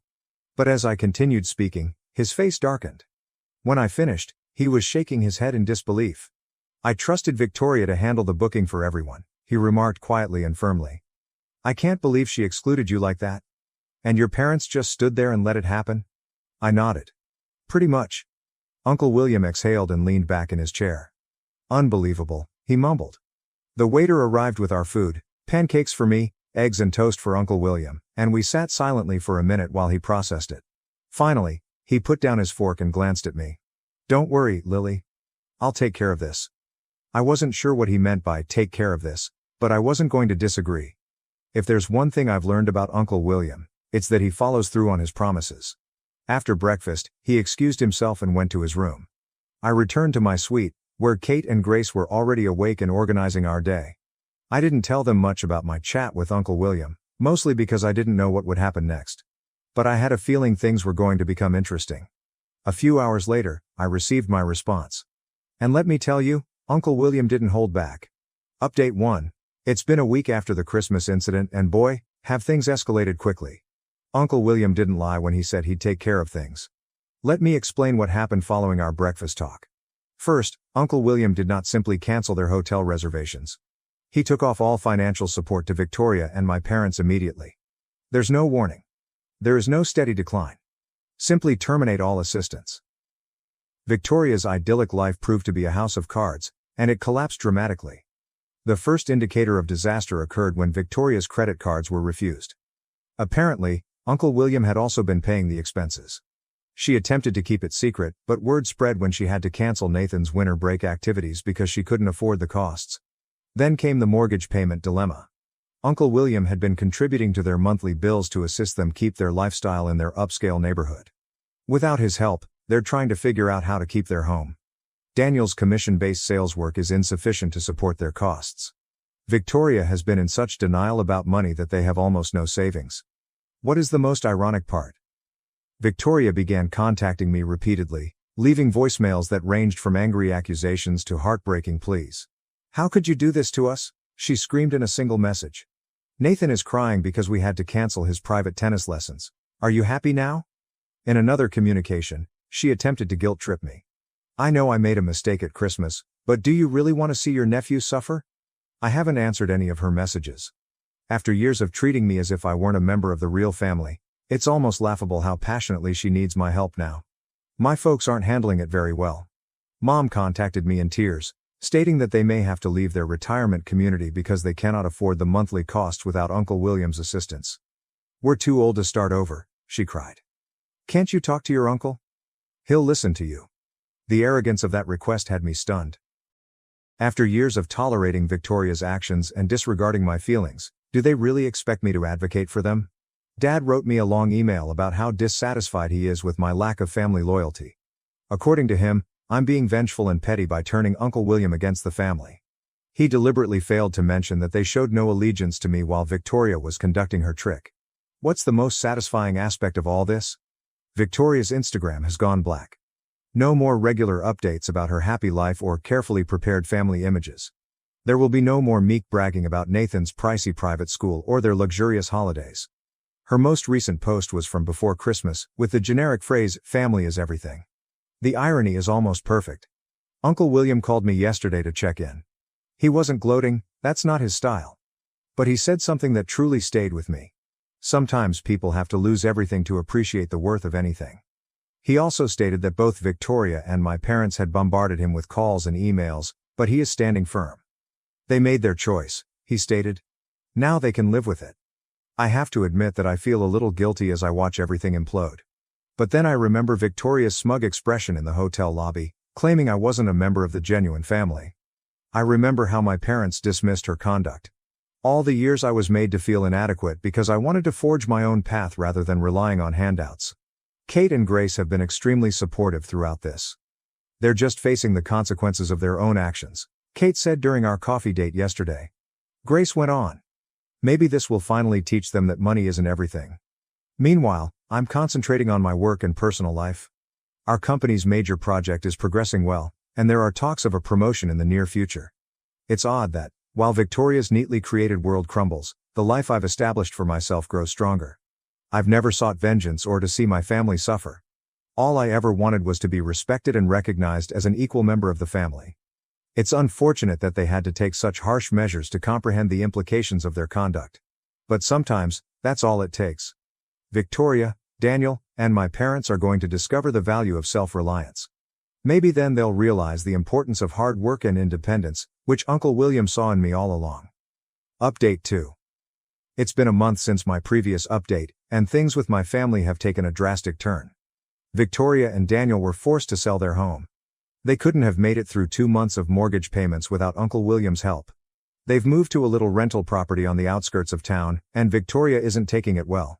What is the biggest change? Nathan had to shift from his fancy private school to the nearby public school. Victoria attempted to portray it on social media as a deliberate decision to give Nathan a more realistic experience. But everyone knows the truth. She couldn't afford the $30,000 annual tuition anymore. Her Instagram account, which used to be filled with photographs from school galas and fundraisers, has not been updated in weeks. The funniest part is seeing Victoria strive to keep her appearance. She was observed at Target purchasing home furnishings, something she would have deemed beneath her just a few months ago. When several of her elite parent friends came into her there, she virtually hid behind the seasonal displays. The women she used to organize charity luncheons with are now pretending not to recognize her at school pickup. Daniel has been compelled to work harder at his sales job. No more lengthy golf meetings or longer lunch breaks. He's finally recognizing that without Uncle William's connections and discreet financial backing, he's just another terrible salesperson trying to meet quotas. My folks have also had to downsize. They sold their condo in the upscale retirement community and relocated to a smaller apartment complex. Mom keeps stating it'll be temporary till they work things out with William. But, deep down, I believe they understand this is their new reality. What's the most startling development? Victoria actually had to start looking for work. After 15 years of being a full-time mother with a full-time nanny, she realizes her skill set is fairly limited. She applied for some marketing opportunities, saying that her experience managing her personal brand on Instagram qualified her. But so far? No takers. Meanwhile, I was just promoted to senior project manager. The irony is not lost on me. While they are all struggling to adjust to living within their means, my career is thriving. I treated myself to a beautiful bottle of champagne to celebrate. And Uncle William sent me a lovely bouquet with a letter that read, "Success is the best revenge. Proud of you." Kate mentioned something intriguing yesterday. Notice how none of them have actually apologized to you? They're all just sorry they got caught and lost their meal ticket. She's correct. Among all the tears, accusations, and begs for help, no one has said, "I'm sorry for treating you like you weren't family." I suppose some people never learn. They're so focused on lamenting their lost lifestyle that they can't understand what they did wrong in the first place. Update 3. It's been 3 months since everything changed, and I'm now ready to reveal what's happened. The dust has settled, and everyone's true colors are more visible than ever. My birthday was last week, and Uncle William sent me a handwritten card that moved me to tears. "Dear Lily," he wrote. "Watching you build your life on your own terms has been one of my greatest joys. Your strength isn't in spite of your struggles, it's because of them. Never doubt that independence is the greatest gift you've given yourself. Proud of you always." His card arrived at the right time, since I had just completed the paperwork for my new position. With my promotion to senior project manager, I received a big raise and stock options. I am currently earning $165,000 per year, plus bonuses. The irony is not lost on me. I'm now earning more than Daniel earned in his peak years, thanks to Uncle William's covert assistance. Victoria and Daniel's new reality has really set in. Victoria had to take a job as an administrative assistant at a local real estate firm. Oh, the irony of working in real estate after years of living lavishly thanks to Uncle William's real estate empire. She is struggling with basic office tasks and is reporting to a boss for the first time in her life. Daniel's commission-based sales have struck rock bottom. Without Uncle William's business ties to provide him prospects, he realizes how awful his sales talents are. They had to sell both of their fancy vehicles and now share an old Honda Civic. Nathan seemed to be the only one adjusting well to their new situation. He has made friends at his new public school and joined the soccer squad. Ironically, he appears happier now that Victoria cannot control every part of his life with pricey activities and private tutors. My parents had to learn how to budget for the first time in years. They've lost their country club membership, along with the majority of their friends. Dad is trying to boost their income by driving for Uber, which he would have thought beneath him only a few months ago. Mom is looking into substitute teaching again, but being out of work for so long has made it tough. Victoria launched a lifestyle blog about embracing simple living, as if she had a choice. Her first piece discussed finding joy in home-cooked meals after their weekly dining out money was depleted. The responses were harsh, with many criticizing her clear attempt to portray her forced lifestyle modifications as spontaneous decisions. Their desperate attempts to contact me have also evolved. Initially, it was all wrath and accusations. Then began the guilt trip and emotional manipulation. They're now taking a different approach: humility. So, feign humility. Victoria wrote me a lengthy email on how she has learned so much from this experience and how she had never appreciated the importance of hard work until now. She still managed to make it all about herself, without apologizing for what she'd done. Mom and Dad have been exchanging texts about healing the family and going forward together. Dad even offered that since I'm doing so well, I could help them financially. The arrogance still astounds me. They seem to believe that because I am successful, I owe them anything. Uncle William contacted me last week with some interesting news. Victoria had arrived at his office unannounced, attempting to convey her side of the situation. He claimed she broke down crying in the foyer, producing a spectacle that required security to remove her out. He was unmoved by her performance. "Crocodile tears don't pay bills," he said. "She's still trying to manipulate her way back into my wallet instead of actually changing." Last weekend, I purchased my first house, a lovely condo in a trendy neighborhood of Seattle. I did everything on my own. I saved for a down payment, was approved for a mortgage based on my own income and credit, and negotiated the terms myself. When I received the keys, I felt a sense of accomplishment that no amount of passed-down wealth could ever provide. Victoria still sees the whole affair as a temporary setback, something she must endure until things return to normal. What she does not realize is that this is normal. Earning your own way, living within your means, and accepting responsibility for your actions are the fundamental truths that most people face on a daily basis. I've learnt that family isn't about who shares your DNA, it's about who shares your beliefs. Uncle William, Kate, and Grace have given me more genuine family support than my parents or sister ever had. Sometimes the family you select is more authentic than the one you were born into. So here I am. Excelling in my work, living in my own home, and finally free of the poisonous familial dynamics that used to hold me back. The finest revenge isn't always about getting even. It's about moving forward, and never looking back. My wife said spouses weren't allowed at her college reunion, but a friend sent me photos of her happily spending time with her ex-boyfriend. Helen, my wife of 7 years, stated 6 weeks ago that she was planning to attend her 10-year college reunion in Colorado. She asked if I wanted to join her, explaining that it was a relaxed weekend with everyone bringing their partners. I accepted since I had never been to Colorado and thought it would be nice to meet the folks she had spent 4 years with. Helen appeared eager about the vacation, discussing hiking trails and places we might try. She even suggested we prolong our stay by a couple of days to make it a short vacation. We booked flights jointly, and I took time off from work. I bought some new hiking boots and a jacket appropriate for the Colorado temperature. Helen and I spent the evenings poring over images from her undergraduate days, and she pointed out friends I'd meet. There was Mark, who had attended our wedding with his wife Jennifer and introduced Helen to her first job, and Carlos, who organized an annual charity run in which Helen participated. I noted she never mentioned Tyler, her college boyfriend, despite previous chats indicating that he was an essential part of her college experience. They had been together for over 3 years before breaking up in their final year. Then, around 10 days before the trip, Helen informed me that the reunion organizers had changed their minds and were no longer accepting spouses due to venue capacity limits. She appeared sad and apologized for the adjustment. I told her that was all right and that I'd spend the weekend catching up on household duties. I noticed she immediately shifted the conversation whenever I sought for further information about the new arrangements. When I specifically inquired which other spouses had been excluded, she vaguely mentioned Mark's wife and a few others before bringing up a problem with her work assignment. Helen packed the night before her trip, as I watched television in our bedroom. She appeared to take extra care with her dress selection, carrying several more possibilities than she normally would for a 4-day trip. She packed her prettiest gowns, including one she had recently purchased but had yet to wear.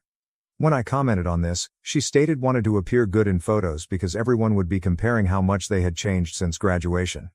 She also packed more cosmetics than usual and took particular care organizing her amenities. The day after Helen went for the reunion, I received a text message from Mark, one of her college friends whom I met at our wedding. His message informed me that Helen had been spending all of her time with her college lover Tyler. Mark also said that he had seen them walk into Tyler's cabin and stay there for more than an hour while the rest of the group was on a hike.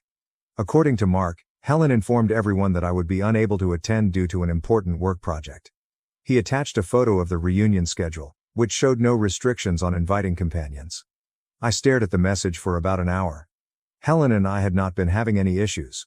We had been discussing starting a family next year. We had just finished renovating our kitchen and planned to tackle the bathrooms next month. We'd even begun looking at larger homes in neighborhoods with good schools. I had never suspected her of being dishonest before. I called her in the evening to see how things were going. During our call, Helen described the reunion as fantastic, noting a hike and cookout. When I casually inquired about the venue and whether the no spouses policy was justified, she promptly confirmed that it was owing to the lodge's restricted accommodation capacity. Then I inquired if Tyler was present, attempting to make it sound like an afterthought. After a considerable gap, she stated that he couldn't make it and was now residing in Europe. After we hung up, I checked our cell phone bill online. Helen made several calls to a number I didn't recognize in the weeks leading up to the reunion. The calls became more frequent as the reunion approached. The most recent call was 47 minutes long and took place the day before she left. I copied the number and texted Mark to see if he knew who it was.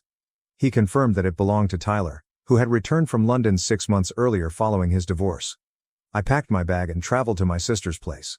She is a family law attorney. I showed her Mark's text, the reunion schedule, and phone records before explaining the problem. My sister advised me not to jump to conclusions, and suggested that I speak with Helen when she returned, since the calls could be benign. When I pointed out that Helen lied about Tyler's absence and told everyone I couldn't come due to work, my sister acknowledged my concern but reminded me that 7 years of marriage deserved more than 3 days of doubt. She recommended waiting to see if there was a legitimate explanation before taking severe measures. I slept on my sister's couch for the next 3 nights. Helen did not call me back after our talk, which seemed unusual for a 4-day trip. She sent some generic updates and images from group outings, but nothing personal. The photographs were always of large groups, never of her alone or with specific people. I explored social media and discovered several images of the reunion shared by other guests. In 3 of them, I could see Helen and Tyler standing close together. In one, his hand was on her lower back, while in another, they were seated apart from the rest of the group, deep in conversation. When she was due to return, I went back to her house to confront her. I printed out the phone records, screenshots of images I'd obtained online, and the reunion itinerary, which showed no spouse limitations. I put them on the kitchen table and waited. Helen's smile faded when she walked in and saw me sitting at the kitchen table, papers spread out. Her countenance changed from surprise to concern when she saw the documents. During our conversation, Helen confirmed Tyler was at the reunion but insisted that nothing had happened and that they were just friends now. When confronted on her claims, she admitted that the organizers had not truly barred spouses. She just thought it could be awkward because Tyler would be present. She stated she was attempting to prevent an awkward situation for everyone. When I showed her the phone records from her 47-minute talk with Tyler the day before the trip, she attempted to deflect by calling my phone record check invasive. She stated Tyler contacted about the reunion because he was apprehensive about seeing everyone after his divorce and wanted to know who would be there. I pointed out that this was their 12th call together in 3 weeks, not just a one-time talk regarding attendees. I explained that I had already spoken with my sister about divorce options. Helen got visibly agitated. She insisted that nothing occurred to Tyler. She stated she was simply being a friend to someone going through a difficult period following their divorce. According to her story, They just went to his cabin to fetch something from his car, and Mark missed their return since he had already departed for the climb.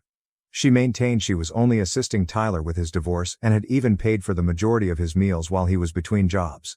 I showed her the social media photographs of his hand on her back. She dismissed it as people crammed close for a group photo, despite the fact that there was plenty of space around them in the photo. I told her I was going to spend the night at my sister's because I needed to think. Helen followed me as I packed, her voice growing increasingly agitated as she said I was overreacting to nothing and that I was willing to give up 7 years of marriage over insignificant texts and images. She mentioned our future plans for children in the home we were considering purchasing. As I zipped my bag, she blocked the bedroom doorway, imploring me to stay and sort things out. I simply waited till she moved aside and then departed without replying to the accusations. Helen phoned 27 times that night. She left 14 voicemail messages, each one more dramatic than the last. I didn't pay attention to most of them. Over the next 2 days, she texted me frequently, alternately apologizing, explaining, and accusing me of being unreasonable. My sister agreed to postpone any legal procedures while I thought things over. I simply don't know what to do anymore. 7 years of marriage, and I never saw this coming. My head is spinning, trying to make sense of everything. My buddies are split. Half saying I should listen to her entirely, and that couples have survived worse. The other half claims that lying alone reveals who she truly is. I can't eat. Did anyone else catch their spouse lying about something like this? I never expected to be in this position, and I honestly don't recognize my life right now. Update 1. I'd like to thank everyone who responded on my initial post. I read every single comment, even if I was unable to react to all of them. During the most difficult times of my life, this community has provided me with incredible support. So many of you had similar experiences, which made me feel less alone in this. To those who have asked for an update, it has been 2 weeks since I learned of Helen's lies. I've chosen to move forward with the divorce. After speaking with my sister and thoroughly weighing everything, I felt I couldn't go forward from this violation of trust. I phoned Mark again to seek additional information. He offered to meet me near his workplace. Mark showed me more images from the reunion, pointing out how Helen and Tyler sat together for every meal and activity. He showed me a group shot from the first night's dinner, where the allotted seating was organized alphabetically. However, Helen had moved her name card and sat next to Tyler instead of her allotted seat. Mark claimed that he hadn't intended to get involved, but seeing them go throughout the trek seemed wrong. His wife had noticed too, and pushed him to inform me.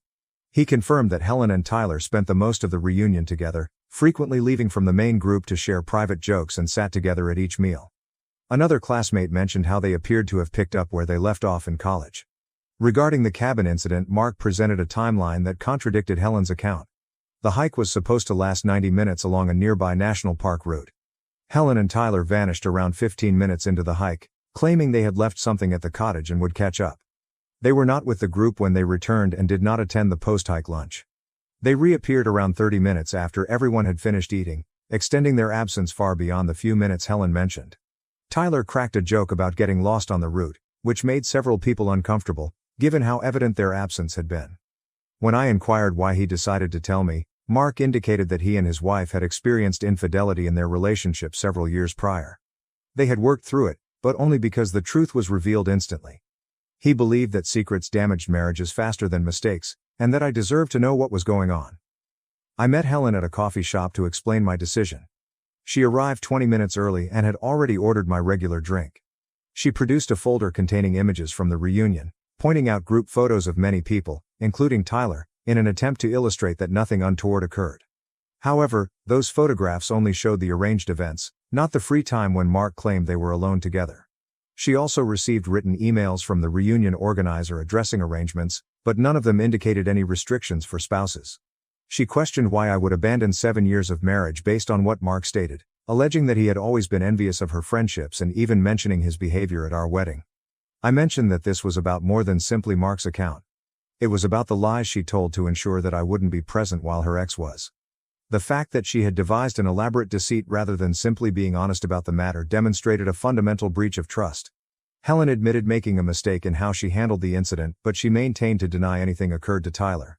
She offered marriage counseling, noting that she had already made a preliminary visit for the following week.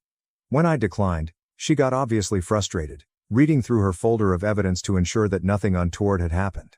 She urged me to speak with someone else from the reunion, mentioning 2 people I'd never met who might allegedly provide a different account of events. The next day, I began searching for apartments. I located one near my work and signed a 6-month lease. I paid the security deposit and first month's rent with my personal account rather than our joint account. When I told Helen I was moving out, she called her parents. They came over that evening and tried to intercede, with her father emphasizing that every marriage has its ups and downs, and her mother crying and pleading with us to seek counseling before making any final decisions. Her father mentioned his own past sins, which her mother had forgiven, implying that the situation was comparable. The following weekend, I relocated the majority of my personal belongings to the little flat. 2 buddies assisted me in transporting my possessions while Helen was at her parents' place. I left a letter indicating which furniture I had taken and which ones I would return later. Helen started telling our friends her version of events, depicting Mark as a troublemaker and me as difficult. She claimed I misread innocent exchanges and overreacted without giving her the opportunity to explain. My sister filed the initial divorce papers, citing irreconcilable differences. Helen texted saying she was still hoping I would change my mind before things got too far. When I did not react, she sent an email with links to marriage counselors in our area, claiming she had studied their qualifications and discovered one who specialized in trust restoration. I did not open the links. Does it ever get easier on Reddit? I'm really lost right now. Update 2, it has been a month since my last update. The divorce is proceeding forward. Helen first challenged it, stating that irreconcilable differences were not a viable basis in the circumstances.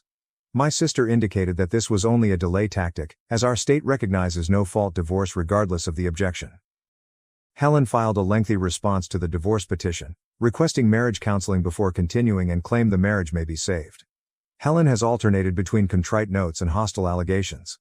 She came to my flat twice. Once with flowers and once with divorce papers covered in handwritten comments disputing various terms. During her second visit, she refused to leave until I spoke with her, culminating in an awkward standoff in the hallway of my building. My neighbor eventually intervened and let me go back inside. My building management has been instructed not to let her in again. Helen also approached my sister directly, attempting to get her to cease representing me. She sent emails to my sister, alleging I was acting strangely and didn't really want the divorce. My sister forwarded them to me without comment.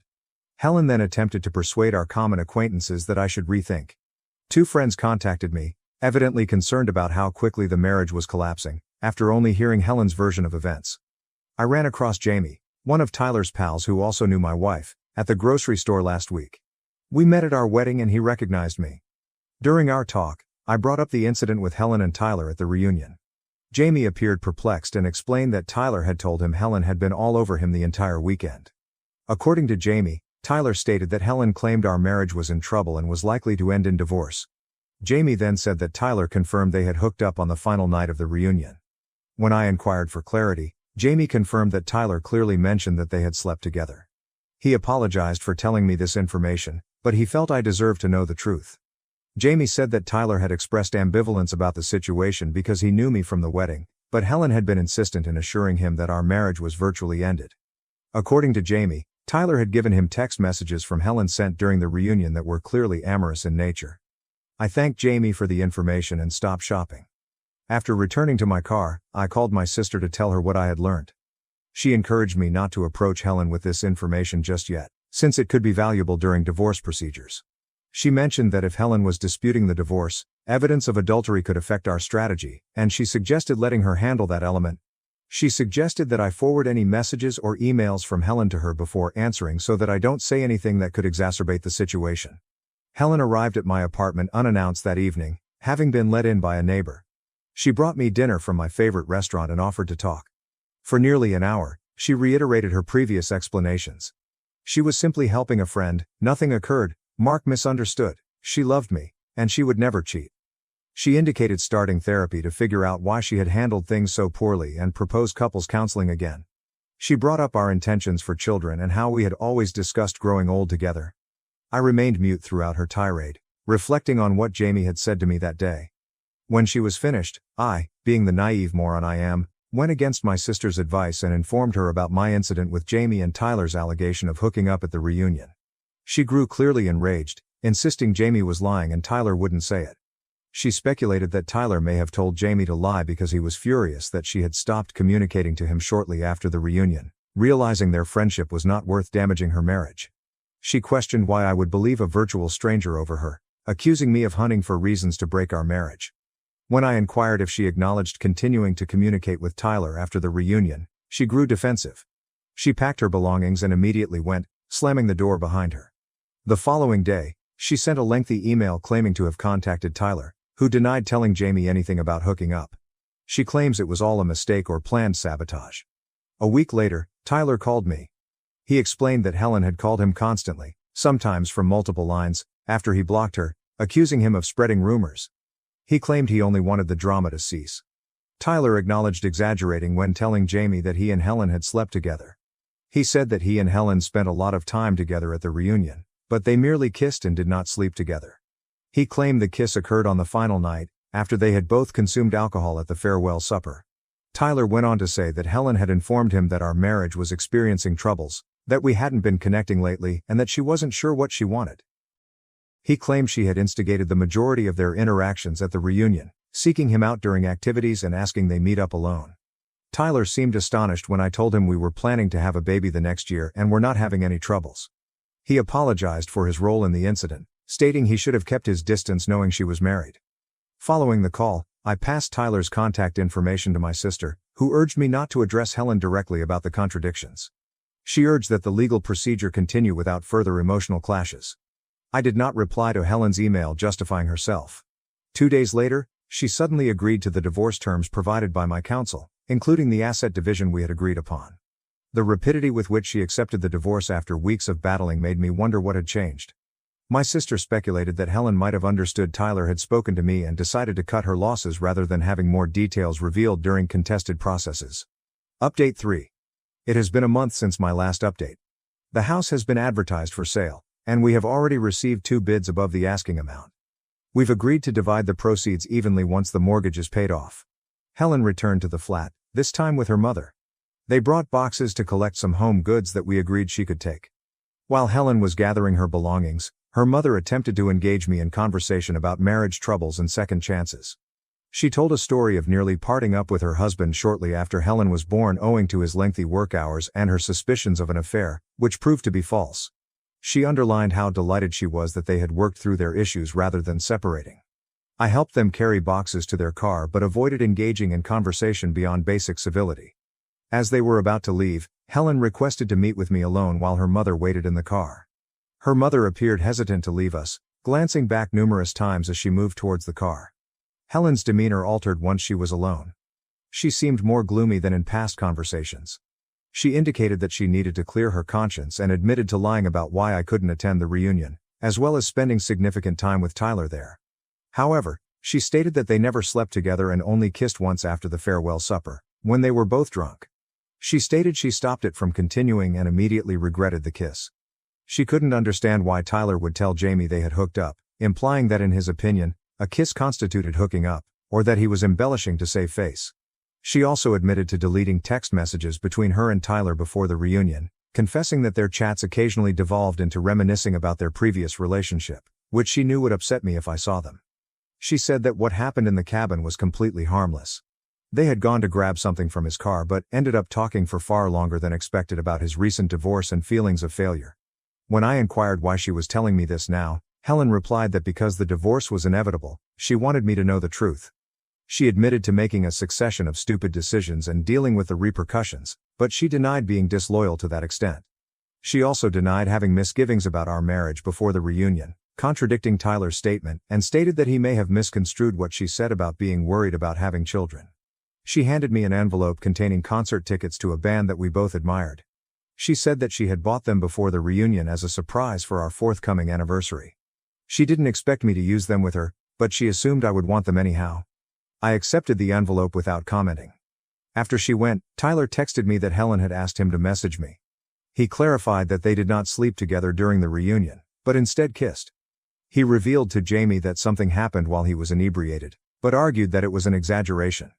He apologized for his involvement in the incident and vowed not to contact either of us again. Their stories now matched, giving me pause. However, I then remembered all of the past lies. Even if they simply kissed, Helen had concocted a tale to spend time with an ex-boyfriend, then lied again when questioned. Whether they had sex or just kissed, the underlying breach of trust remained the same. The fact that both of their stories had shifted over time made me question the most recent version as well. The next day, Mark provided me with screenshots of a furious argument between him and Helen, in which she accused him of wrecking her marriage by messaging me. In her conversations, she referred to him as a backstabbing friend and accused him of misinterpreting harmless encounters. Mark confirmed all he told me and added that numerous others at the reunion had witnessed Helen and Tyler's behavior but were hesitant to intervene. He recounted particular incidents that I had not heard about before, such as Helen and Tyler missing from an evening bonfire for more than an hour. Helen stated in her letters to Mark that she and Tyler talked about their previous relationship during the reunion and reminisced about old times. She accused Mark of making assumptions about their cabin time, but she didn't deny they'd been alone together for longer than she had previously reported. She also mentioned inside jokes and light flirting, which viewers should not have taken seriously. For me, each new piece of knowledge simply reinforced my decision. Even Jamie's late statement about the kiss appeared to be a half-truth intended to explain away her disclosure while downplaying her conduct. The pattern of dishonesty, followed by scant admissions when presented with facts, had eroded any basis for confidence. I focused on starting my new life. I bought furnishings for my apartment rather than using the temporary things I had moved from our home. My sister referred me to her husband's friend, who needed help rebuilding his basement, which has given me something to work on in the evenings and weekends. Helen has ceased reaching out as frequently. According to common acquaintances, she has been telling people that she made a mistake, but that my refusal to forgive was the true reason our marriage terminated. Some believe her, but others don't. I've quit attempting to amend the record or justify my judgment. Those who know me understand, while those who don't are irrelevant to my future. The divorce will be finalized in the next few months, ideally as soon as feasible. I'll provide an update then. Final update. The divorce was completed last week. I expected to receive the final papers without any drama, but that was not the case. Helen emailed me 2 days before our divorce became legal. The subject line was "the whole truth." I almost deleted it before reading it, but curiosity got the best of me. Helen ultimately acknowledged in the email that she and Tyler had slept together twice during their reunion. She claimed she fought the divorce so hard at first because she couldn't bear accepting the whole truth, even to herself. Tyler contacted her a month before the reunion, according to her email, and they had been communicating on a regular basis since then. When she discovered he was there, she purposefully made up the tale about couples not being welcome. She revealed information I had not previously known. Their first night together had been arranged ahead of time, rather than being a spontaneous decision affected by alcohol, as she had previously stated.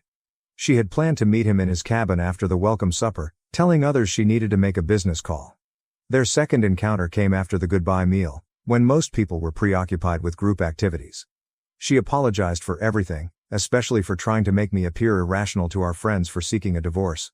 She admitted to manipulating the issue by only acknowledging parts of the truth when presented with evidence. She concluded by claiming she was not asking for forgiveness, but rather to cease living with the lies. I sent the email to my sister without comment. She called me right away to see if I was okay. I confirmed I was fine, as I had suspected all along. When she asked if I wanted to utilize this admission in the divorce process, I rejected, indicating that the terms were fair as they were and that all I wanted was to get it done. The documentation was filed in my records, but I saw no point in using it to punish Helen further. I did not reply to Helen's email. There was nothing more to say. Helen's sister called me the day after her divorce was finalized. We'd always gotten along nicely at family gatherings. She had learnt of Helen's confession email and wanted to apologize for how her family had treated me during the process. She stated that Helen had finally told their parents everything, and they were embarrassed by how they had pushed me to reconcile. I informed her that it was not their fault. They were merely supporting their daughter, as was expected. She emphasized that they didn't blame me for the outcome, with her father feeling particularly guilty about what he said to me during his intervention attempt. 2 days later, I received another email from Helen, requesting that we meet one final time to return some of my personal items she discovered while packing up the house, which we had agreed to sell as part of our divorce settlement. I agreed to meet. Helen arrived 10 minutes late and handed me a tiny box containing my grandfather's antique watch and some images from my childhood mixed with hers. The watch had been missing for months, and I accused Helen of misplacing it while cleaning. She claimed she had found it a long time ago, but had hidden it after an argument and forgotten about it until packing. After an awkward pause, she thanked me for not using her confession email against her legally. I just stated that it would not have benefited either of us. Her looks had changed. She had cut her hair short and was thinner than when I last saw her. She indicated that she will continue with therapy in order to better comprehend her behavior. We finished our coffees in silence. As we were about to leave, she asked if I would consider remaining in touch on occasion as friends. I politely rejected, explaining that I believed a clean split would be healthy for both of us. She nodded and didn't press any further. Thank you, Reddit, for being there during this journey. When I initially commented here, around a year ago, I was absolutely lost. Your counsel, encouragement, and similar tales helped me get through the darkest times in my life.